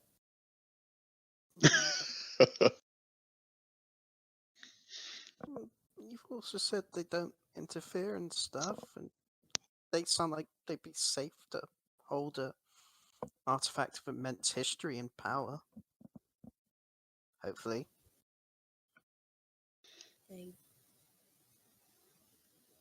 Anybody willing to spend 2,000 orbs per person to bring this thing back? That's someone with some serious power and money. And I don't think we let the last one go. We can't let this one go. These things are too freaking powerful. I don't know specifically about this one, but I knew about the one that we found before. Are these ruby scribes only in Gumtar Stronghold? Do we know if there's further up where that wizard we're going to in Morford? Well, the ruby scribes can be found in a lot of different places, but you know for a fact that they maintain a library in Gumtar. There's probably most likely one in almost all the major cities, at least a chapter house. But the one in Gumtar Stronghold is actually considered to be one of their older holdings. So you know for sure they're there. You know, you lived in Beach Castle. You know they have a small hold there, an office in Beach Castle, but not a huge library with a vault like they have in Gumtar. Oakhurst, Osthurst, I always say Oakhurst, it's Osthurst, you're not sure about. Probably because of the size of the city. And there was no one mentioned anything about the ruby scribes in Wivenholt, though they could have been there. You didn't ask around, so we could. Well, we need to go to the mountains to find my mother. We could go to Ironhaven or Deepcliff. They've probably got something pretty good there.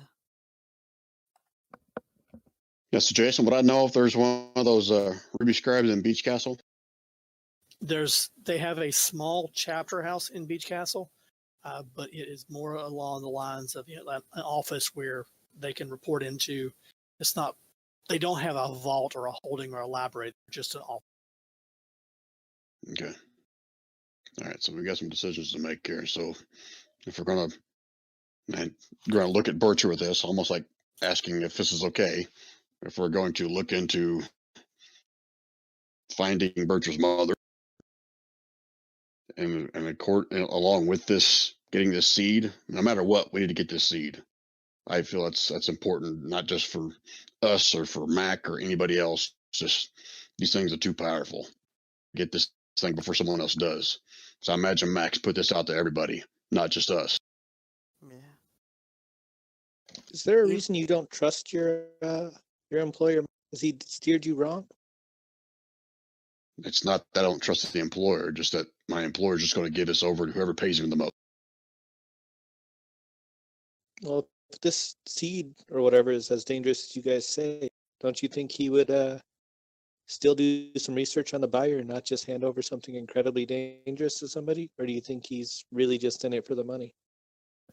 I mean, does a weaponsmith run a background check on someone purchasing a sword to check if they're a bandit? I mean, probably not. But if this seed is some magical device that can cause a lot of damage, like you guys make it seem, I don't know many men in a position of power that are naive enough to just hand it over to someone unless they're truly corrupt. I know my master, he's pretty wealthy and he does a lot for the people and for his servants. Doesn't seem like every noble's. Maybe whoever's collecting these stones is doing it to do something for the good of humanity. I don't think they'd be doing it in secret then, if that was the case. Well, if you say these stones are so powerful, wouldn't they want to do it in secret so other people who are corrupt aren't trying to steal it from them? Don't try to change my mind.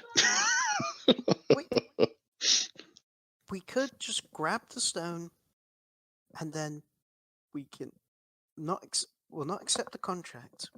And if someone wants to buy it off us, then we can investigate them. Yeah.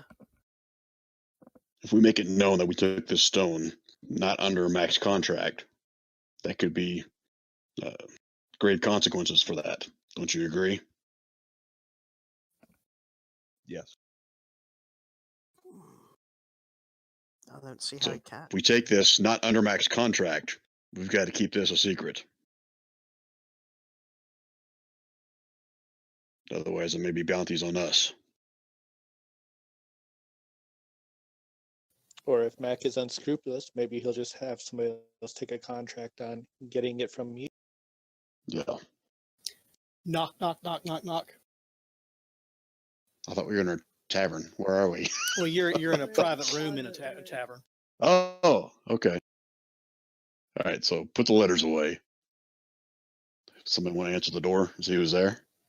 Hello. Yes. Are you the chaps who rescued Vandal? Yes. Yes, we So are. there's a mousy looking human woman, mousy looking but well dressed. Yes, I'm the well. She bows as Lord Drisden, at your service. I'm the local lord in charge of Freyhurst. I understand from Vandal's young one that you pulled him from a mound of ant monsters. He was a bit excited about the story.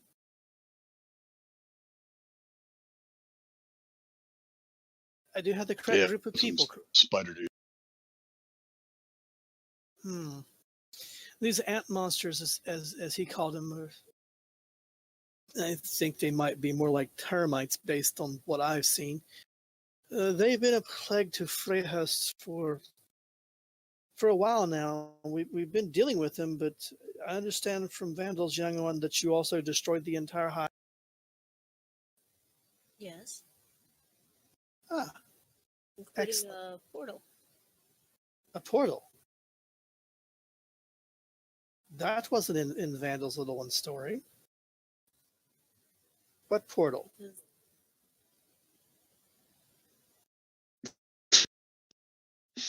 Have a seat. She comes in and sits down. Because I took the liberty of having a round of drinks brought to you.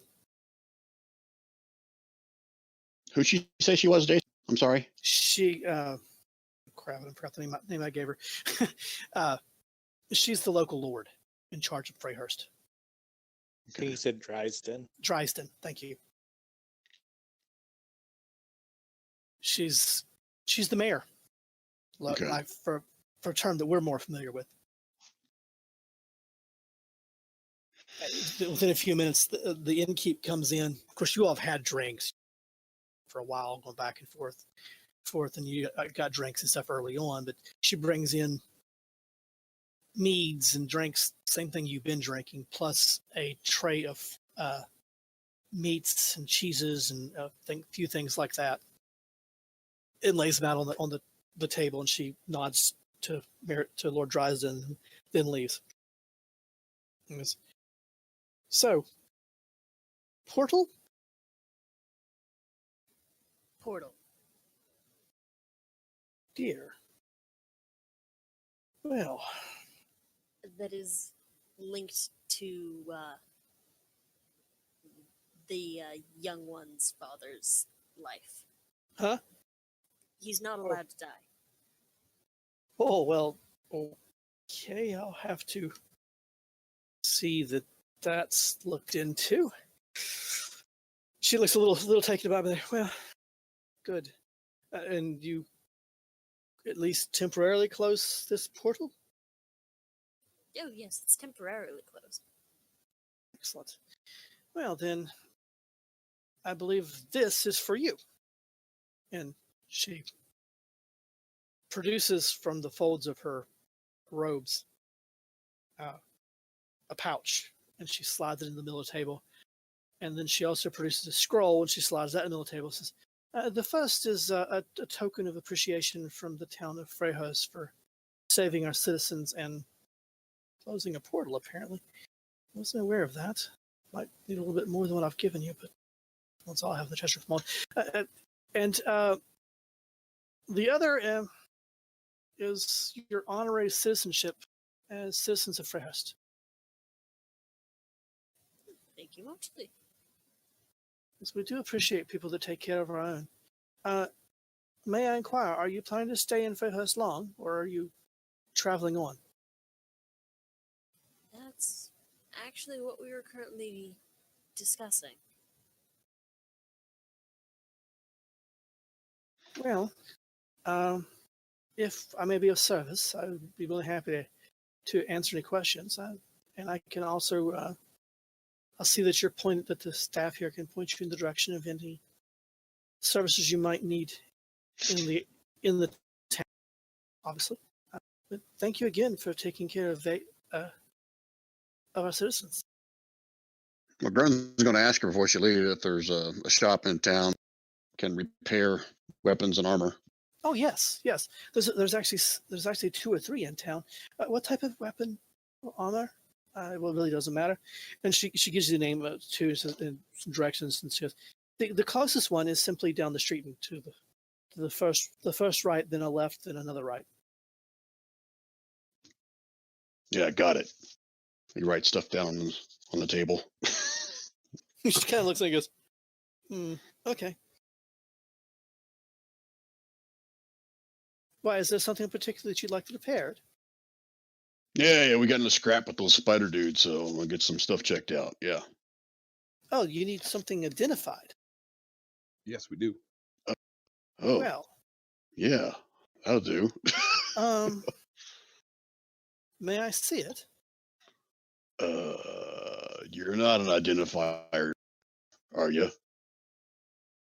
She smiles. She goes, well, I didn't get to be the Lord of Freyhurst simply because I looked pretty. This is not my jam, but I want an insight on her. Okay. It's like, to be trusted or not. Okay. You can tell she is being honest. She is some kind of maid. Oh, really? All right. So I guess I'll pull out the shield and let her take a look. The wand, and other stuff. Okay, so you lay the shield up on the table there, and she says, oh. She pulls out a pair of silk gloves and picks it up, turns it over, and looks at it. And she reaches into the folds. Not really, it's like kind of tucked into the top of her robes of office. She pulls out, and you see a heavy metal chain with the symbol of an eye symbol on it. Give me a religion check. Who? Anybody? Religion, huh? Gods are not my thing. Who here is religious? Quorum, you recognize as the symbol of Ra. Sun god. She clutches the symbol and she pulls her hand out in front of it. She makes a muttering for a few minutes, and then she opens her eyes, and her eyes are a vivid, bright white at first, and then it just like a rainbow goes across her eyes, and she reaches out toward the shield. She seems to regard it. And the shield lifts up off the table just a little bit, and it kind of flips and floats in the air. And it lays back down, and she looks over to the wand that you've laid out. Then Quorum's just like watching her intently this time, like mimicking her. Okay. It's wink, wink, nudge, nudge. Yeah. It rotates and spins in the air, and it lays back down. And they put the citrine out as well.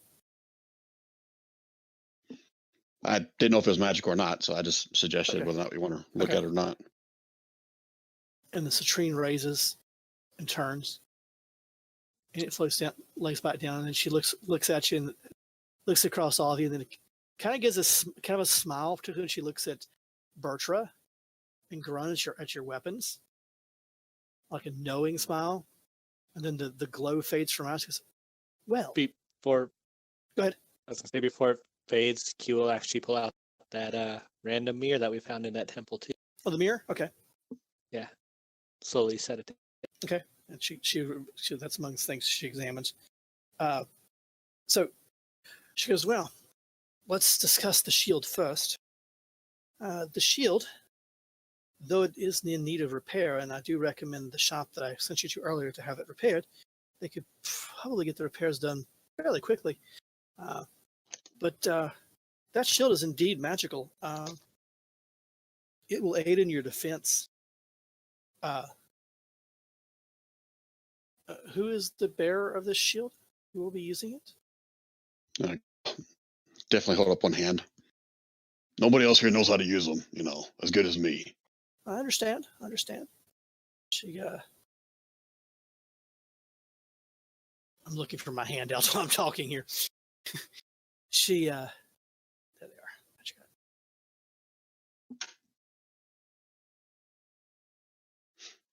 And of course, now I can't find the one.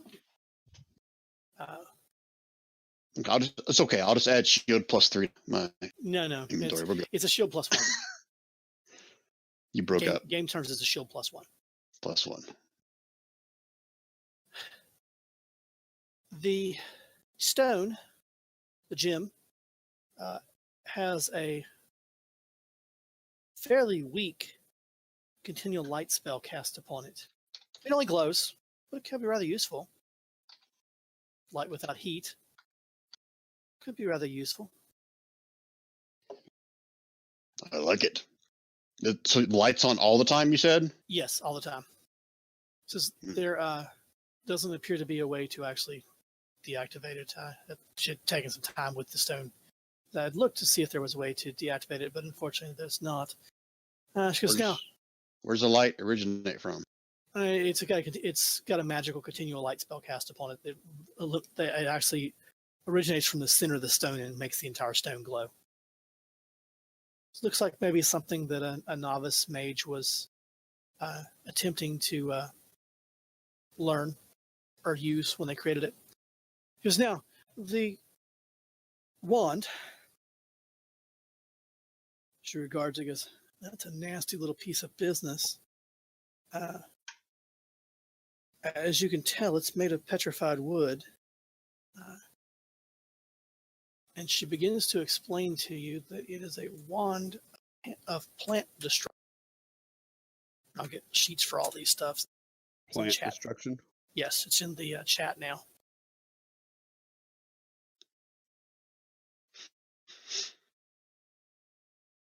It's a plant destruction. Now I gotta go pull my notes real quick for the other one. We can do that real quick. See, that was in the all-seeing eye.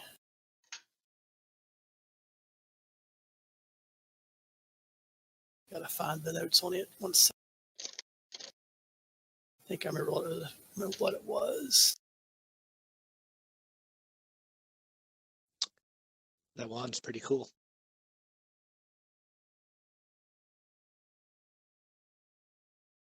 No shrubbery will be sneaking up on me. Every time a bush rattles, got you. Luckily for us, the druid's not here. Yeah, Alia might be a little pissed. Not that I would know that. We should probably give that to Q, since he knows what plants are dangerous and whatnot. I guess in this edition, it's not like the other ones where like a wizard has to use a wand, right? No, anybody can use a wand. That wand does require attunement. That's why you couldn't figure it out. Gotcha. Did the shield require attunement? No, it does not require attunement. Okay, I added it to my character sheet. I don't know if you were going to do it afterwards or not. No, you can. That's fine. I'll actually put together I have a list of all the magic items in it. Just apparently that did not make a +1 shield one for some reason. Yes, I'm looking for the stupid mirror. I remember it. I just want to make sure I'm telling you the right thing. Well, if it's stupid, I don't. No, I didn't mean it like that. I just meant I can find it in my notes. Give me a second here, and I'll pull Word up and do an actual search. It's listed under S, stupid mirror. No, under C for cursed. Okay. So mirror that swaps your Blossom. alignment. That's fine. Versus every aspect of you. Compared to some of the things you all could have found in that stupid temple, and I cannot find the mirror. So we missed all the cool stuff? Dang. Oh no, there's like potions of venom and all kinds of crap in there that you all could have brought out. But you brought out the mirror. And watch, Amir's going to make me fall in love with myself and become very vain and be like the Kanye West of our game. And in character, well, Miss Bertra, I don't really need the one. I can point out which plants to you. I think any plant attacking us should be the target of this one. Probably. Anything else? Non-sentient plants are pretty easy to avoid. It's the That's what- moving ones I'm worried about. Well, I don't think I have to point it out to you and say, hey, that bush that's currently smacking Corum in the face is bad. Oh, come on. True, If I do have to point that out, we're doing it wrong. but usually you're ahead of me, so We could always Oh, we well, could always we're sell it ahead. as a party. that's true. I don't think that. I mean, it would be good versus a plant creature, but I don't know. Maybe we hold on to it for a session or two. Speaking of which, how much do we have to add to party loot? The bag of gold had 1,000 gold pieces in it. Dibs. Nice. Dibs. Kidding. Who's dibs? You've never heard the legend of the great explorer Dibs? He was always the first to find everything and claim it for himself. Ah, I heard, no, I have not heard of this dib. I heard he got killed because he wouldn't share. Huh. Well, everyone dies Wasn't me. eventually. I didn't do it. At some point, I should tell you about the other explorers I've heard of. Dora, Laura Croft. So while Jason's looking this up, I got it down. It took Oh, me a okay. second. I just going to paste it into chat. Have As soon as we? it cooperates here. There we go. All right, Max cut. Max doesn't get a cut on this one. No, he doesn't. Yeah. Okay, so I mean, we don't, go ahead. This is the mirror is a very interesting little object. It quite literally is an enchanted mirror allowing you to ignore cover when making range attacks by magically seeing around corners.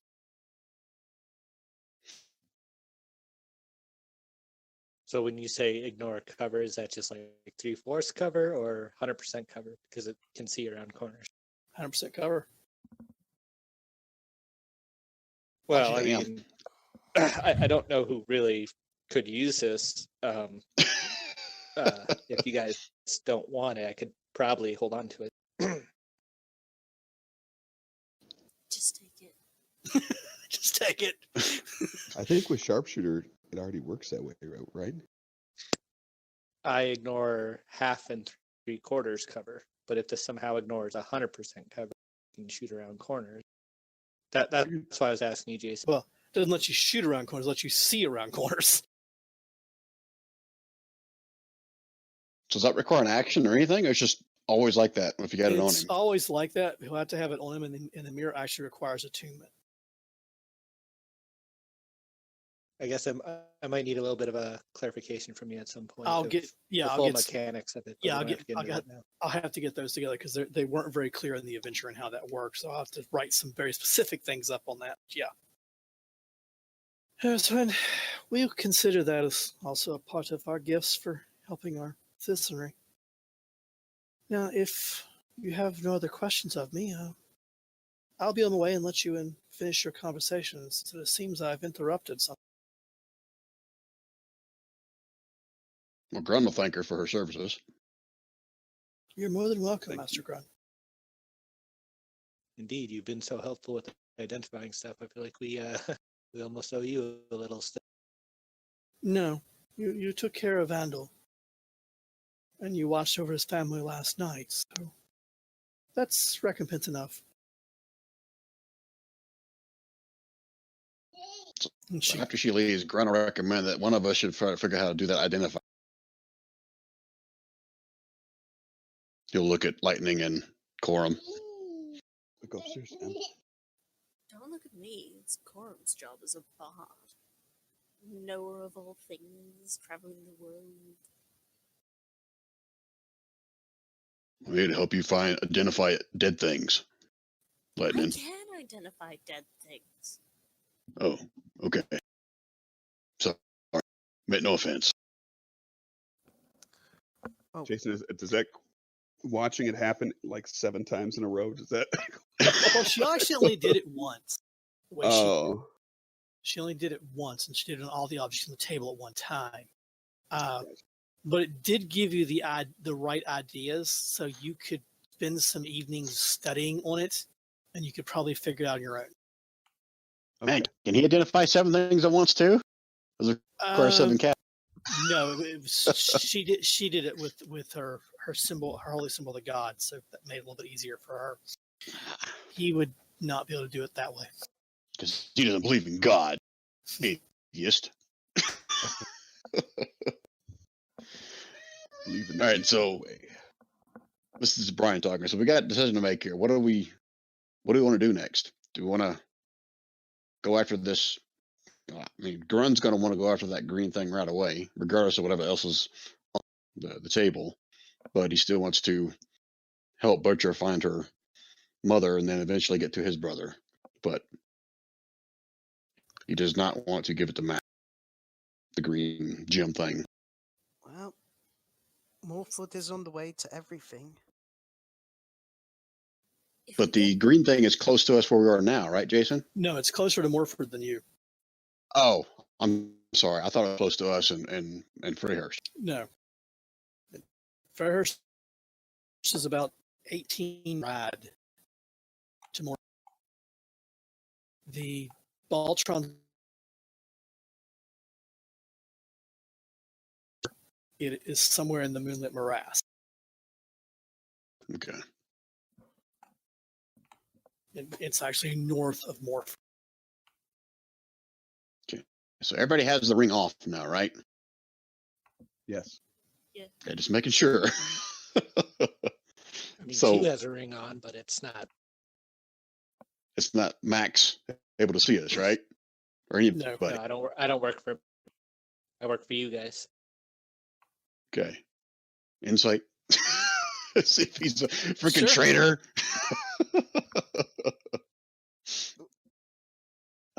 Look at me, I'm on a roll. Even if he's trying to lie, No. for some reason, Grun's been extremely insightful today. I think Grun's playing with the weighted dice set. In roll 20, yeah. No, I just work for literally you because you guys hired me to be your guy for sure. Technically, they didn't hire you. Dash did. Okay, so I guess I work for Dash. So I was lying. Yeah, you're getting paid. We just gave you that fancy mirror thing. I believe I found that. So But I will take my share of the gold from rescuing Ban. Speaking of which, I just did the calculations. is it a in the 5 party ring. loot or are you just going to For a 5. I just calculated it and write it down. It is 64 copper pieces, 37 silver pieces, and 242 gold pieces. each? Yeah, that's including no 242. 242. I like the 442 better. That sounds way better. It's a nice car. So 37 silver. Crap. yeah, that's math. including all the stuff we found on the floor as well. See, you guys didn't even need an accountant. You have Bertra. Oh, it's taken us some time. The whole time the identify was going, which is about 10, 15 minutes. Birch stood there going, counting and moving stacks of gold around, see if they're the same height. I mean, she's a learned ogre, but even a learned ogre is only like your average person. Right. All right. So Grunt is going to put it out there that we and he'll listen to what you guys have to say if you want to agree or disagree. But let Mac know that we're taking the job, but once we get it, tell him that we failed.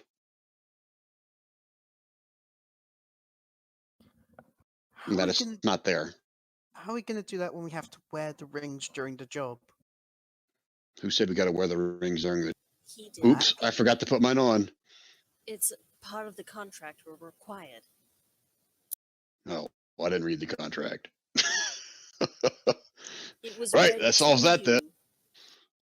That solves that then. We do I say we tell him we're not going to take it. We got other business more important. The other It's like- option is you could turn over this gem to them anyways. They keep telling you whenever they find a new gem, because if you found 2 of the ones they're looking for and you have such a good success rating, they'll probably keep using you, so you'll be able to keep tracking. And then if something else comes up or you get another chance, you can continue to chase down whoever's buying these gems that you're so worried. But they might hire someone else to get the last 2, or however many there are. 2. The thing is, the way it's going, blue is water. This one's earth. It's safe to assume there's going to be fire and air. Think about it. Dash's letter made the PS, the afternote, made its description of the stones fits the myth of the 4 seeds. So there's only going to be 4 stones. Agreed. So what are you saying? What I'm saying is that we already have Dash looking for one of them. We tell Mac we're not going for the contract. And then we get the earth gem. And then we immediately go after this one. And then give it to the people Bertra's mother worked for. That would give us a lead on her mother. What are they called? The Ruby Scribes. Ruby Scribes. I was about to say red quills. That might have been a better name. Maybe we should change it. And Lightning just gave him a new nickname. So I don't know if Grunt has shared this with the group Ruby yet. Scribes would take. Go ahead. Sorry. I was Sorry, just saying, go ahead. who would say these Ruby Scribes would actually even take this stone? If they're just supposed to be neutral, why would they be involved?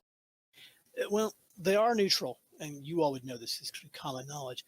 They do, however, tend to keep, like in their vaults in Guntar or their bigger locations, they do tend to keep items of historical significance. And based on what you think these items currently are, they would definitely be of historical significance.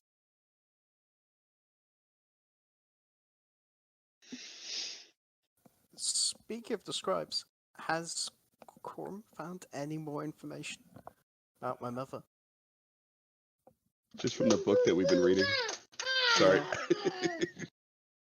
I was going to say that's the perfect time to ask that question as Corum's about to walk away from. Corum could share that, because he has been beginning to read on the book. It takes him a little bit of time to read through it because he has to cast a spell and it only lasts so long. But he has been able to gather that Bertra's mother appears to have been one of the Ruby Scribes, and that she was sent into the mountains to investigate the rites and the events that occur around the Hall of Bones. And that is about as far he's gotten into the journal as far as detailed information. That she was originally headed toward Deep Cliff, which is sort of a capital city of the region. It's a largely dwarven city.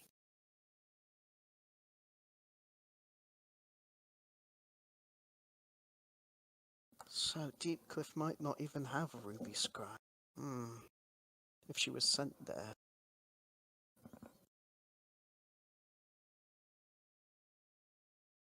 Though Ironhaven might.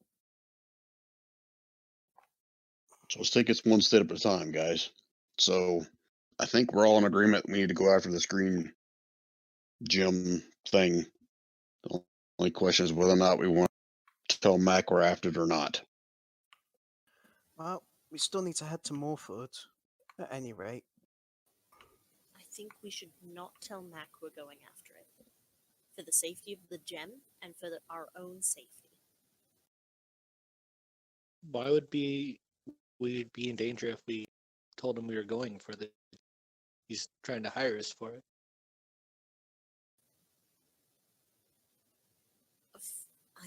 In case the client decides to send someone after us. That may send someone after it if we say we're not going after it. Right? I don't know. And Grant's going to share at this point. I don't know if he's told you guys yet or not, but when his brother disappeared, he was going after something that sounds a lot like these things, but it was a red version of what we're about to go after now when he went missing. So that's why Grunt has such a vested interest in finding out what these things are and who's wanting them. Which means that may have been the fire. Makes sense. He was in the Burning Lands. Well, Mr. Grund, wouldn't that be all the more reason for us to stay on Mac's good side in this? We turn over the screen gem.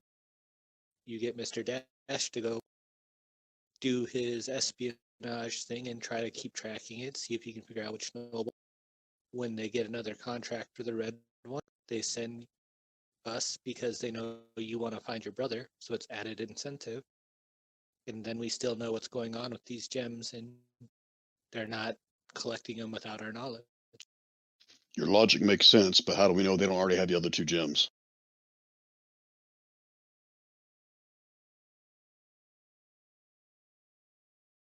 My brother went missing looking for the red. He could have sent someone else. They could already have the red one. We know they've got the blue one. Now we're after the green one. That just leaves whatever the other color is. He may already have it.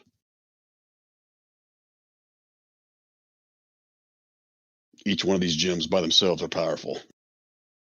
Again, we learned something in a previous session about all four of them together and how it was like cataclysmic or something, or right, Jason? Yeah, the legend says that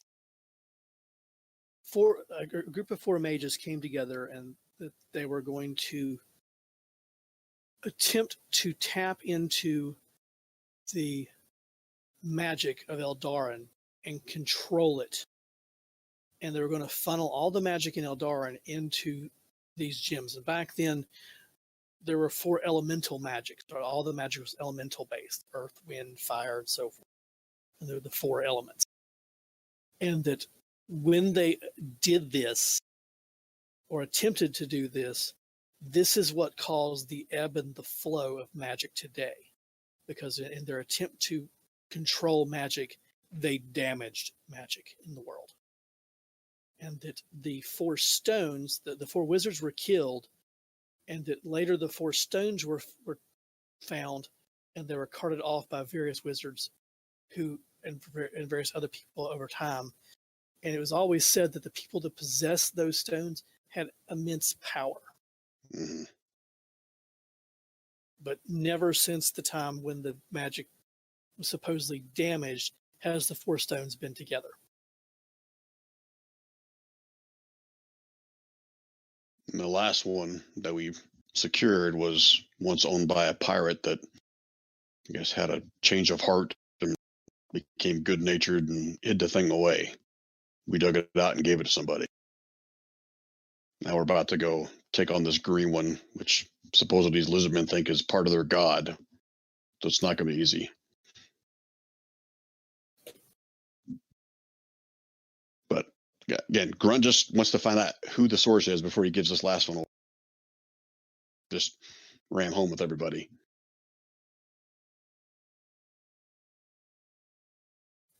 I mean, it's far-fetched, but we could send Mac a bottle demanding to know something about the client.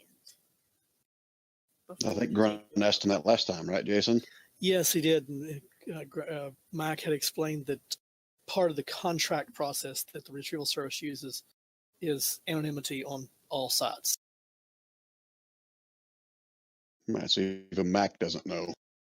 He Who knows, goes but to, he right? won't reveal. That's part of the deal. That he would never reveal, who the contractee is. This is Brian talking, do we know of any magic out there, or contacts or whatever, that has I guess it would be Grunt asking this question, not Brian.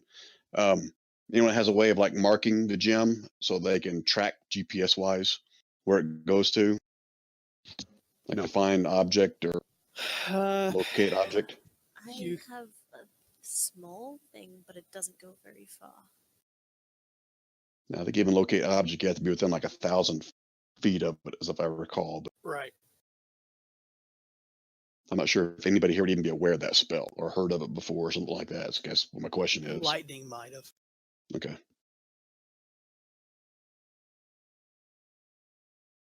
But regardless, we're still far away from the green gem. Correct. So I guess we can discuss it on our way. We still got a long journey to get to Morford. I just want to get my shield fixed and maybe a little something extra done to it, which I'll talk to Jason about. Okay. So I guess technically we don't have to make a decision now, but I guess we do need to decide whether we're going to keep these rings on or not. I'm leaving mine off. I will continue to leave mine off. Lightning does need to pick up 2 platinum rings before they leave town. Okay. The shopping will not be a problem. Nice. I said, Freyhurst is not a small town. It's more of a it's a mid-sized town. So there's plenty of places, not dozens, but plenty of places to shop, and various other shops abound. But being that this is the first day of the Festival of Lords, there'll be booths and vendors all over the place. Well, I say we kick back, relax ourselves, have a good time before. Actually, while you guys have been talking, I've been over to the map and was adjusting, figuring timelines and travel out. I was like, oh crap, it's the first day of the Festival of Lords, which you would have noticed them beginning preparations for that when you came into town. The Festival of Lords, and this is common knowledge for people in this region, is a 5-day festival held from the 14th of Jormungandr through the 17th every year. And it is to honor the local lords of the town. And Gumtar obviously would be for the lords of the tally, but whoever the local lord is, it's basically a festival. Originally, it started to be held as a festival to recognize them for leadership and what they provide the city.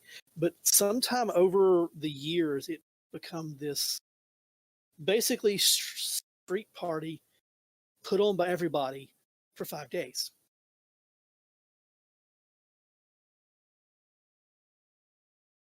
Basically a 5-day drunk fest. Pretty much. That's what Grunt Is that Freyhurst or Morford? Well, they're actually the Festival of Lords is celebrated in every town in this region. So Freyhurst is having one. Morford will be having one as well. It's kind of like a regional holiday. It starts at sunset today. Oh, okay. So the city's already, and as you guys come out of the tavern, out in the main streets, because you got there early in the morning, you already see that they're starting to put stalls together, and there's bunting and decorations starting to go up in this little city, and they're starting to get ready for the festival. Some vendors, some of the smaller vendors or the more mobile ones have carts up and starting to hawk wares. You can smell the smell of sweet meats and pies and other festival goodies. One of the most common for this area is caramel covered apples being prepared. You already see that there's a troupe of dancers performing on the streets. So the town's already starting to come to life. And by evening time, all the people in the community and the area will be into town. There'll probably be some kind of major show put on by one of the traveling performing groups. You managed to make your way down through the crowds, and it doesn't take you long to find the shop that the Lord Dreyfus had recommended to you, Grun. As you come into the shop, the first thing you notice is the forge fires aren't lit.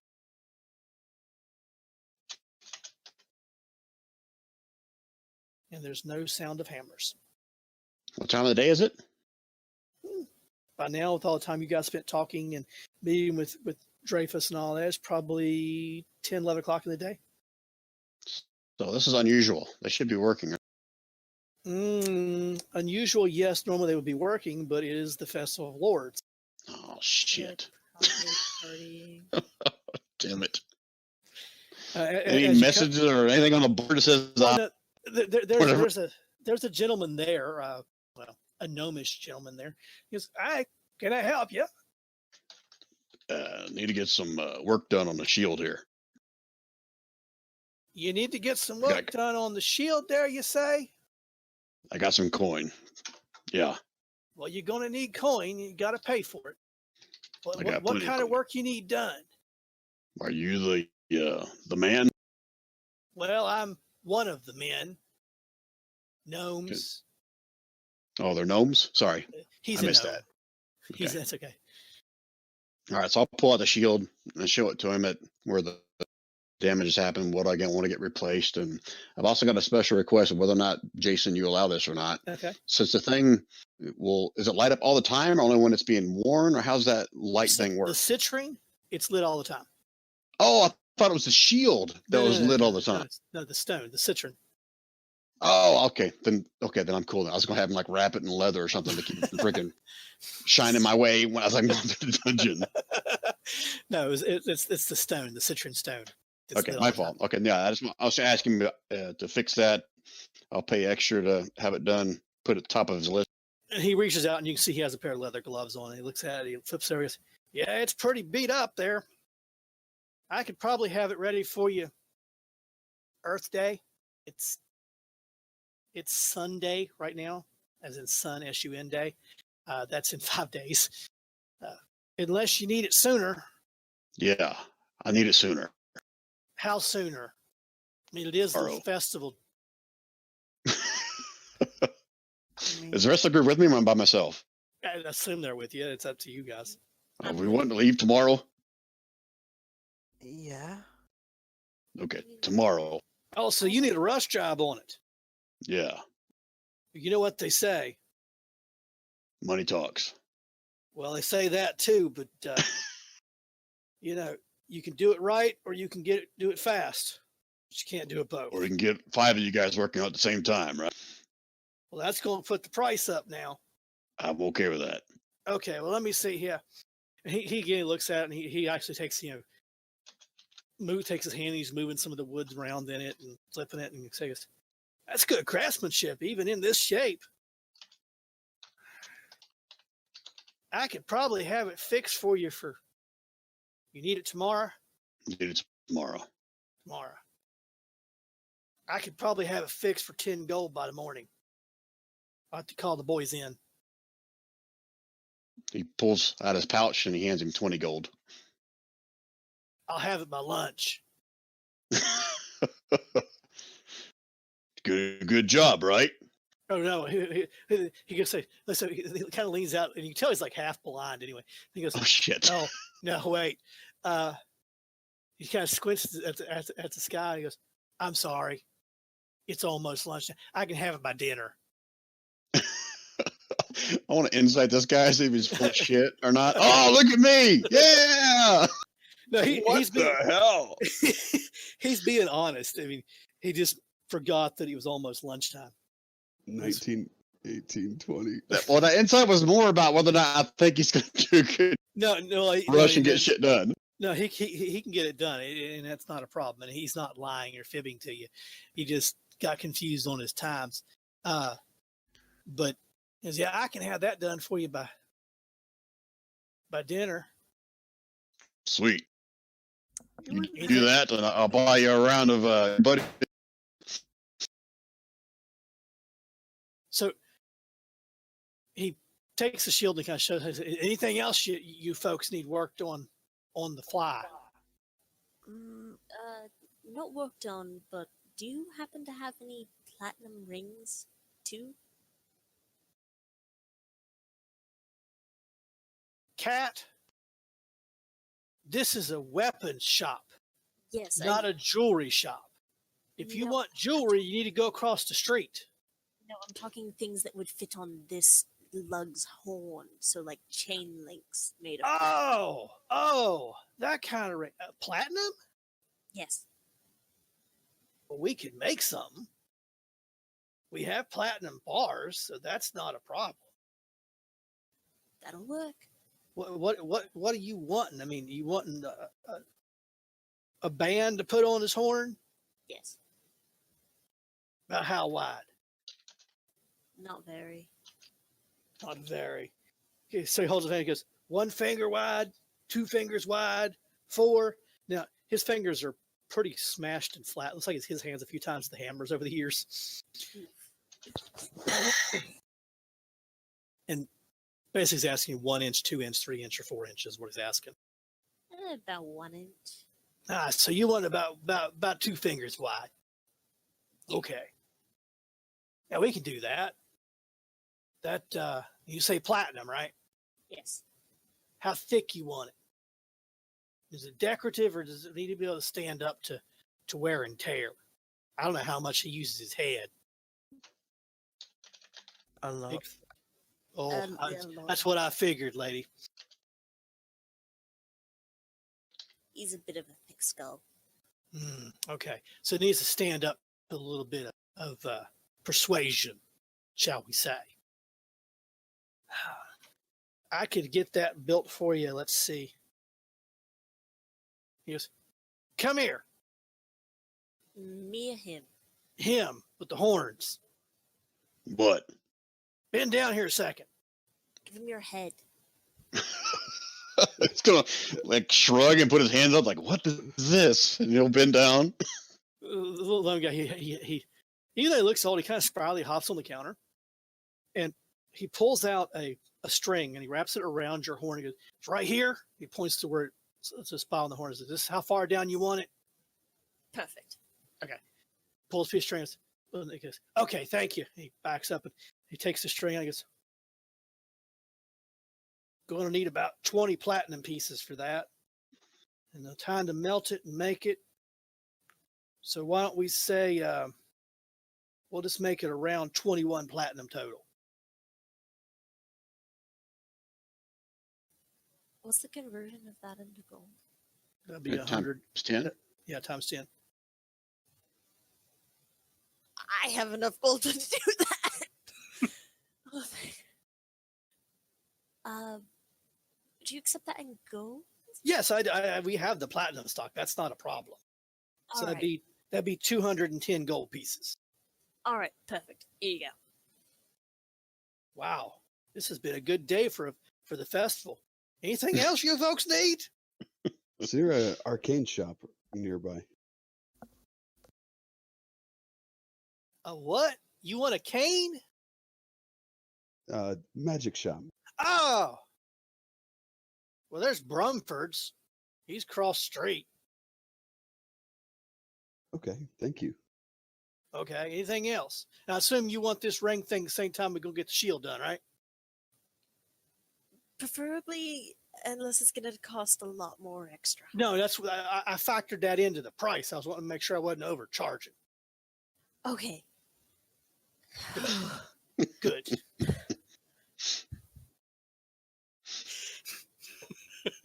I'm reading Do you guys sell Bertram's arrows? comments.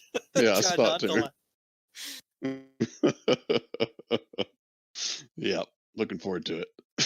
As I bend over, go ahead. Charm monster. It's not Okay. Charm Monster. So, is there anything else you want from the armor shop there? Could you point me to a general goods store, or do you sell arrows by chance? Oh, we have arrows. Sweet. Actually, I can do you one better. You look like a type and know how to make them yourself. I probably could figure it out. Well, Give a that'd be quick something. That'd be something. If you can shoot a bow, you can make an arrow. That would be a pretty common skill. Is what I got. And he reached over and he goes behind him and he finds like a box and he brings out and he drops a box on the table and goes, "How many arrowheads you want?" Well, enough for 40 arrows would be great. 40 arrows. So he starts counting out. He makes a stack real quick and he has nice leaf shaped arrowheads. Very elven in design, even though obviously he's not an elf. Because we These make are, these. quite beautiful. Thank you. We make these with a blend of the iron and the silver. Makes them a bit lighter and makes them shoot truer. And they're not that expensive either. It's only a copper a piece a head. Silver, you say? Yes. Well, this is not all silver. It's iron and Okay. silver mixed. So out of character, I wouldn't give any bonus against undead. No. Or anything. Well, it's the outside is actually silvered, so it wouldn't give you bonus, but it would actually cause damage. It would act like a silvered weapon. Oh, you said a copper apiece? Yeah,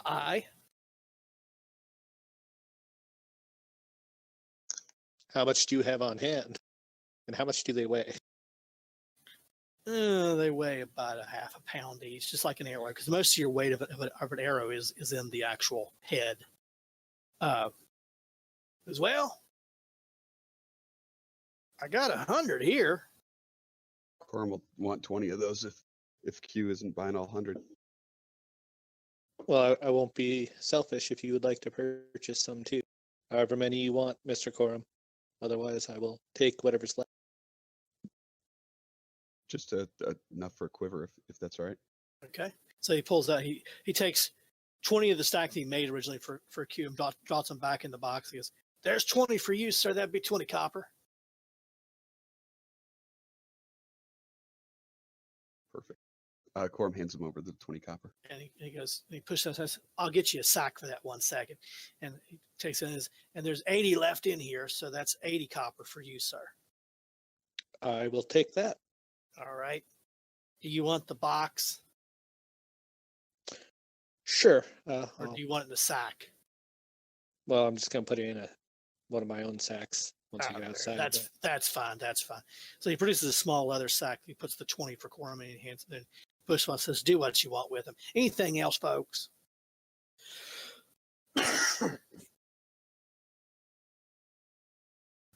Nope. No. Okay. Should I head across the roads? So where are you headed to across the road there? Which shop in particular? Bertra's gonna head to the magic shop. Okay. So I'm thinking that we could just see what we could get for the wand of plant destruction and then make a decision as a party. If we want to hold on to it or if we want to see if we could offload it here. Depends if someone wants the citrine as well. I think that's just a Or rock with continual light on it. Yeah, so that's pretty much all it is. Yeah. Oh, Yeah, it's not like it's a major item there. Okay, No, so you wander into the shop across the way, and a spindly looking person is behind the counter. And I say person because you can't quite nail down the race. They're not human, they're not elven, they're not half elven. You're just not quite sure what race this person is. Very calm demeanor, dressed in the long wizard style robes, but doesn't have a beard. And when you enter, says, "How may I help you?"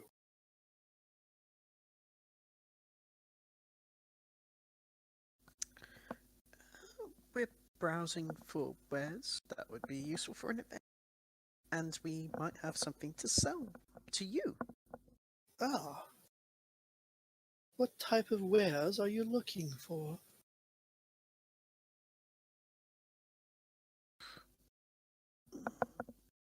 Well, I myself am looking more for stuff to help me either be more stealthy or hit harder or be harder to hit in turn.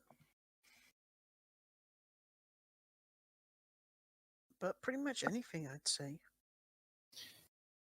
Yeah, well, let's see.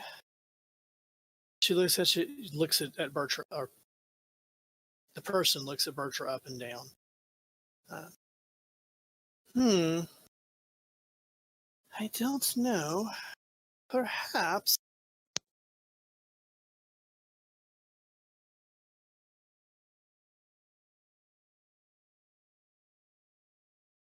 It begins to rattle around in the cabinet, looking at stuff. And finally produces a bottle and sets it on the counter, and then a second bottle and a third bottle. I don't have many items, but I do have a few potions that might fit what you're looking for. And this one is commonly referred to, and they point at a bottle it's made of green glass, and it's kind of got a diamond shape to the bottle itself. Because this is commonly referred to as a potion of heroism. The next one, the one beside it in the clear bottle, is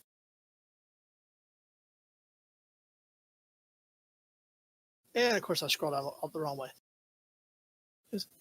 Is a potion of greater healing. I know it's not quite what you were specifying, but you might find it useful, and it will definitely allow you to last longer in battle. And the last one, well, it's not per se a potion. We keep it in the glass bottle to keep it dry, mind. It's colloquially referred to as dust of disappearance.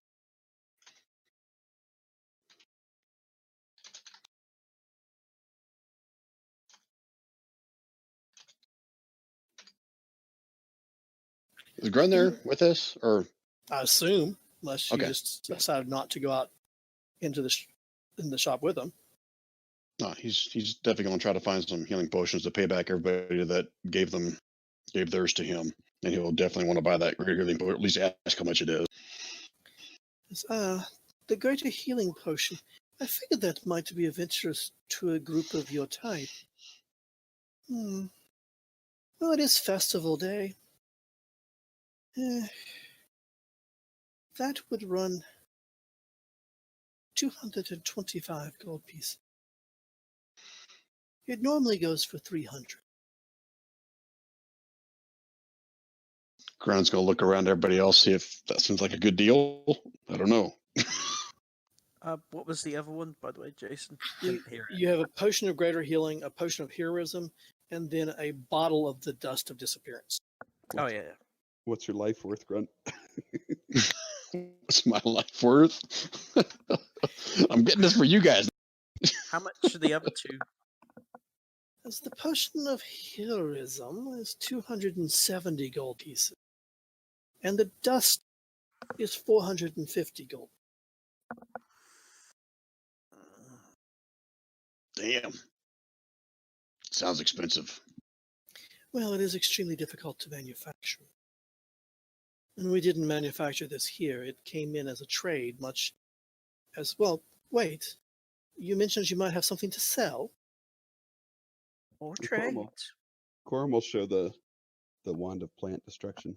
What is the value of this item to you? Oh, please, may I? Yeah, it says yes, and make sure that she has gloved hands on. Yeah, they have gloved hands on. Reach out and. Oh. Where did you locate this wonderful item at? Home. Saved a farmer. A farmer. Well, those farmers never know what they have tucked away. Hmm.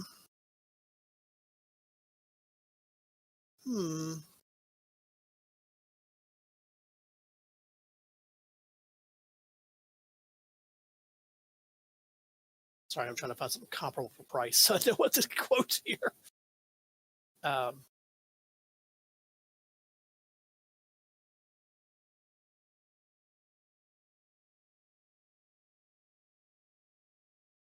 I would be willing to purchase that from you for.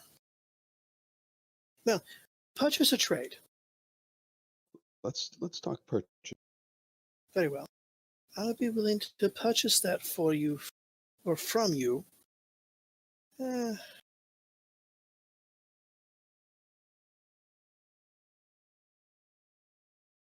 For 480 gold.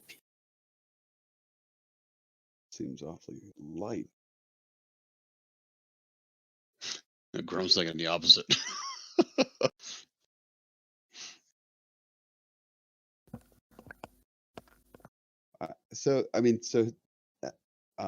Let me, one moment, let me discuss with my friends and fellows. As you wish. So, I don't know, maybe we should hold on to this. It's my thought. Otherwise, we split this and we each make what, about 100 gold? It's up to you. Or we could try and swap it for free. Yeah, would we know if we can get Well, more for trade versus selling it, Jason? You really probably not. I mean, you have the description that the local lord gave you, but nothing beyond that. Okay. While you guys are discussing, another person dressed identical comes out from a back room and starts arranging stuff on the shelves. That's odd. Oh wait, you're twins. Oh, that's nice. And they both turn to you. Just, no. Copies. Whoa! Give me one of them potions. No. What do you say, Corum? You rather have two of me out in front? Oh, that would be that Corum's worst nightmare come to life.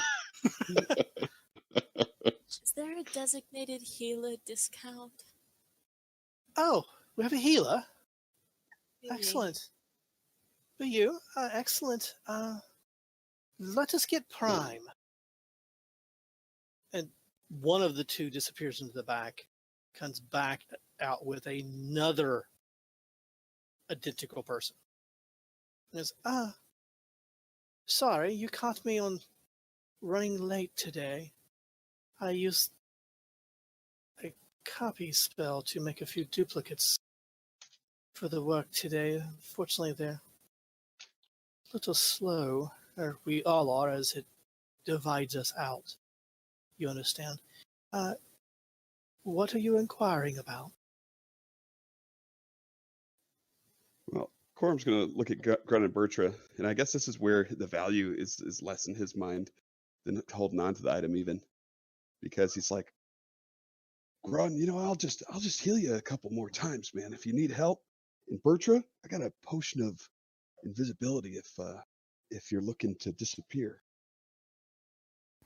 To be fair, I rarely even need healing. Grun usually doesn't. Right. That's. I'm just thinking like maybe holding on to the one that can dish out 68 damage to the first plant creature that tries to take our head off might not be a bad idea. You're looking for healing, correct? And Prime is Yeah. kind of talking to you lightning. Might I suggest Keoktum's ointment rather than a potion? Aha! There you go, Grun. What, some ointment? I don't have a rash, do I? Starts looking at himself.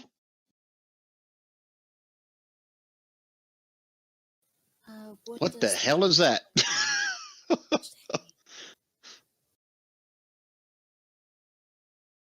What'd Corin just do? I'm not sure what Keok Nothing. Well, that was supposed to go just to me, but I was just trying to see. I was just looking at the one for damage. Just ignore it.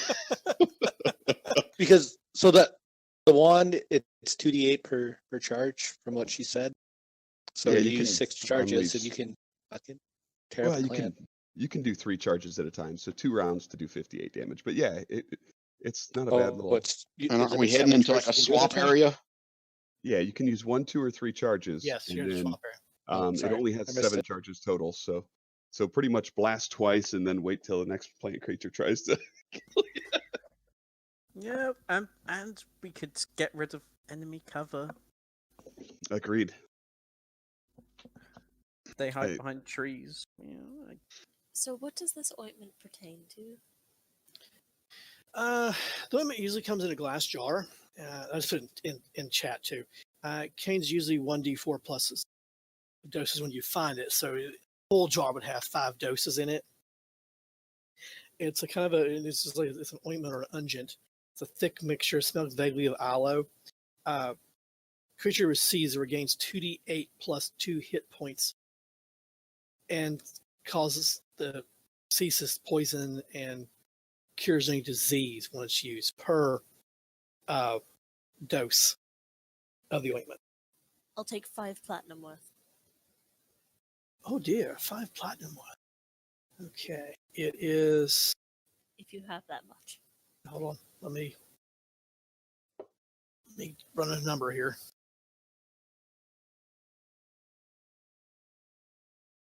Is it like 1 use left in the jar? It's 900 gold a jar. Holy crap. Oh dear. How many uses per jar? 5 uses per jar. Let's see. That's Wow, that's a 100, pretty it's good 180 deal. gold per use. That's a lot better than that greater healing. okay. Then I'm just gonna hand her 1 flat. So how much you're buying? In which case, I'm gonna hand her 9 flat worth. Okay. Does she have more than that? Yeah, well, here's 1 jar. We have more if you would like it. I don't have any more money. Oh, Grun will buy some more because you said it also cures poison, right? Yes. Yeah, Grun didn't like getting poisoned, so he'll give her 5 more platinum. Okay. It's what, 500 gold? So for not 5, it's 50 gold. No. Yeah. Yeah, 50 gold. Yeah, I'm taking a platinum. Okay, so let's see here. Let me convert this price to gold real quick.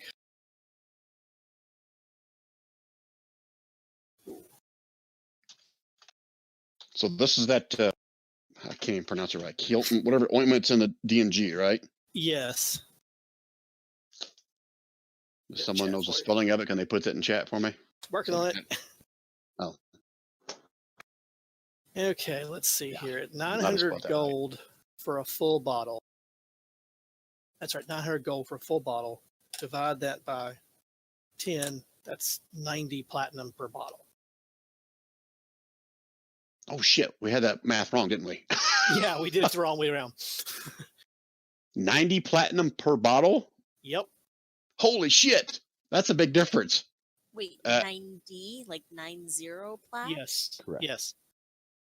Yeah, they gave you like a scrap of a jar. Like, Yeah, I'm not buying that.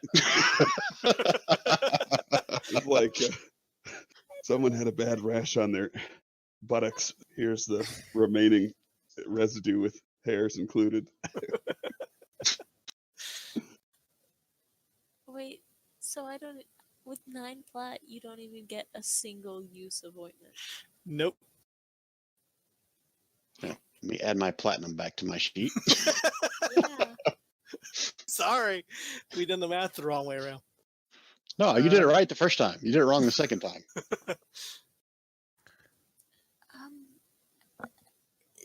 Any discounts for healers or clerics? Hmm. Or, I or can- citizens of your town, or people who saved a. Yes, I rather figured you were that lot. I'll No, tell you it's what. It's all right. I'll take potions at regular price. Well, we do owe you a favor. How about I sell you the greater healing potion at 165 gold? Gonna buy it. Okay. But I have more than one, if you're interested. Do you Hold up, I have any need of the to regular get healing a potions? calculator. Regular healing potions? Yeah. Wait, can I have someone who's better at math than me do this real quick? Here, calculator go in the background. So you're not asking Grun, are you? Oh, here they are. You said 165 gold pieces? Yes. Okay. Regular healing potion right now, they will sell them to you at 50 gold for regular healing. It's a pretty good deal. Oh, what the F?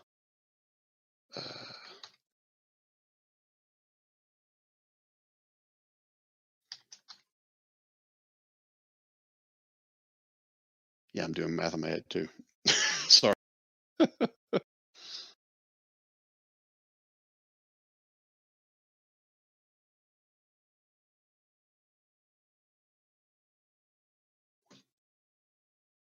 I think the new title is 5 plus platinum equals, huh? 9 platinum would be 90 gold. Yep. Well, ma'am, I will take a single regular healing potion. I'll hand over Okay. 5 platinum. Okay. That's done deal. Sorry, how much were regular healing potions? 50 gold right now. How many 50 does she gold. have, Jason? She has 6 on stock. 5 now. Corum will take one as well. Okay. 50 I gold. didn't bring enough money for with me on this trip. Grun will buy 2 if there's 2 left. There's 2 left. Lightning, do you need a loan? It's Seeing fine. as you have been nice enough to hire me as your guide and keep me alive, I can lend you some cash. Well, I was going to give Lightning all my potions. It's Well, fine. actually, no, I won't yet. Not until I find out what she may be later. I'll at least give her one. I can't remember who all gave me potions when I almost died, but that's what I'm Yeah. doing. Giving it back. And as you're watching, one of the copies disappears, and the other copy disappears, and the other copy disappears, and it's appears the spell is timed out. So yes, these items that you interested in trading, this wand, Yes. I'd be willing to trade it for one of these. And they set a bottle on the table of Kiatum's ointment.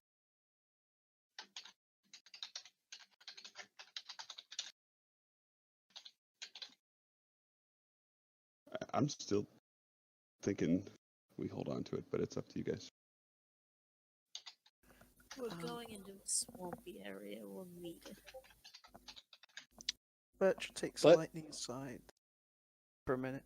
Lightning, I've got 90 gold if you want. 90 platinum if we really need that ointment. Wait a minute. Lightning bounces up. I have 2 bottles of black scorpion venom that blinds and lightly paralyzes people, as well as an ancient volt tablet. Really? Yes. May I see them? Yes. The lightning just kind of plonks it down out of their coats. She looks at the tablet and goes, "Oh, quite intriguing." And she, Bona fide stolen from a demon summoning cult. she picks up the bottles of the scorpion venom and says, "And the night scorpion venom, how fresh is it?" About 2 days. Been about 5 days. 5 days. Well, Maybe she's lying. yeah. Well, that's possible. I was just letting her know. It's been about 5 fresh. days. Been about 5 days. Fresh Fairly fresh. When did you encounter night scorpion?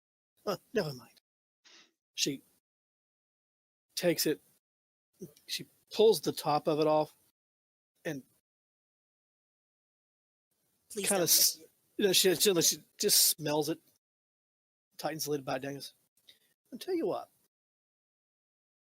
The tablet's not worth much, other than a curiosity, and that piques my interest. I do have a half-size bottle of the Kyotum's ointment for the 2 vials and tablet. I'll give you half a bottle. Deal. So she reaches in the counter, produces, tells things around, pulls out a small bottle, a smaller bottle of the Kyotum's ointment. It's got 3 uses in it. Kyotum's ointment. Slides it over to you, slides the vials over, and they disappear behind the counter. Wonderful doing business with you. Now, about the Yes. wand.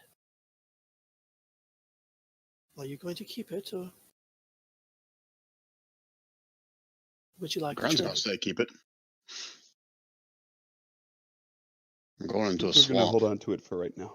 Very well. It was wonderful doing business with you. Anything else I can help you with? Nope. He goes, oh, do keep in mind, the healing potions, we do manufacture those here.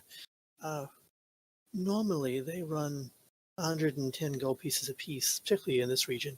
Some of the herbs are harder to get a hold of. We're able to keep our costs down by growing the herbs ourselves.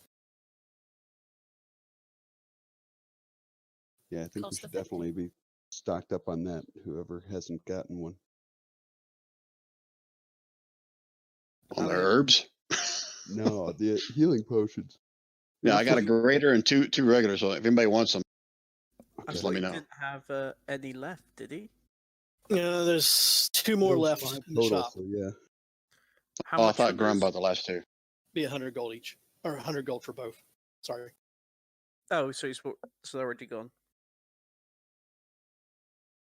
No, Okay. there should still be 2 No, left. there's it was, 2 left. It was 1 for Quorum, 1 for Q, 2 for Grun. 2 for So that ground. leaves 2 more out of the Had 6 And total in the those- shop. And those were regular. Yes, And they're 100 gold each? 100 gold for 50. both. 50 each. 50 each? I'll buy both. Okay.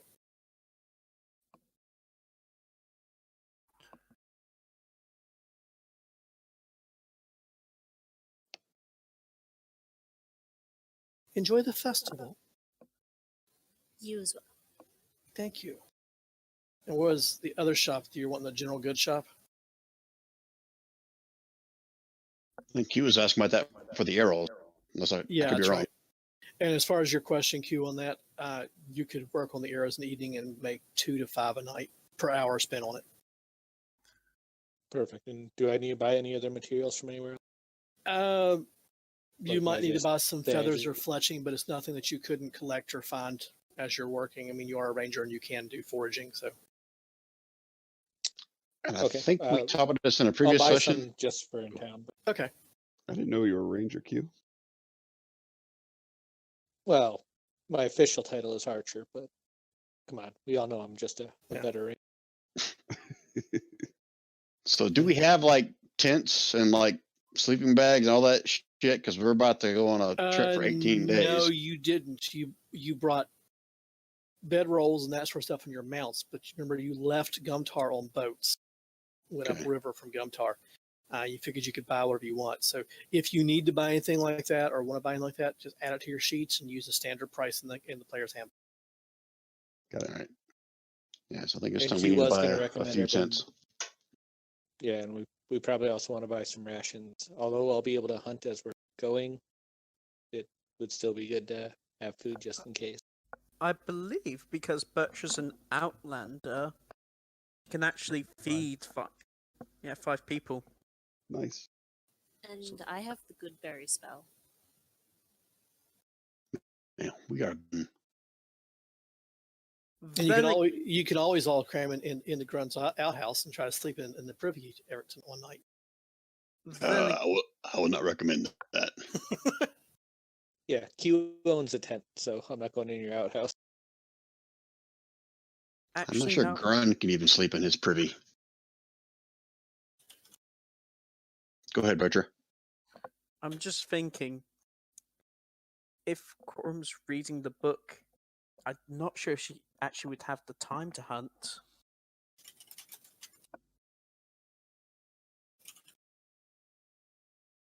Oh, you don't get to hear the book until you bring me food. Wow, emotional blackmail there, people. Ladies and gentlemen. And Corum just suffered an alignment change. No, yeah, that's a good part.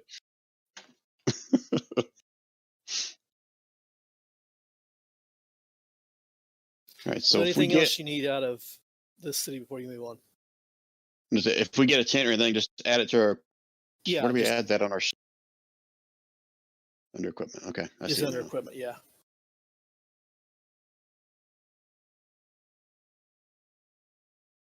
Yeah, it should be under the info tab. Okay, let me go stop the recording.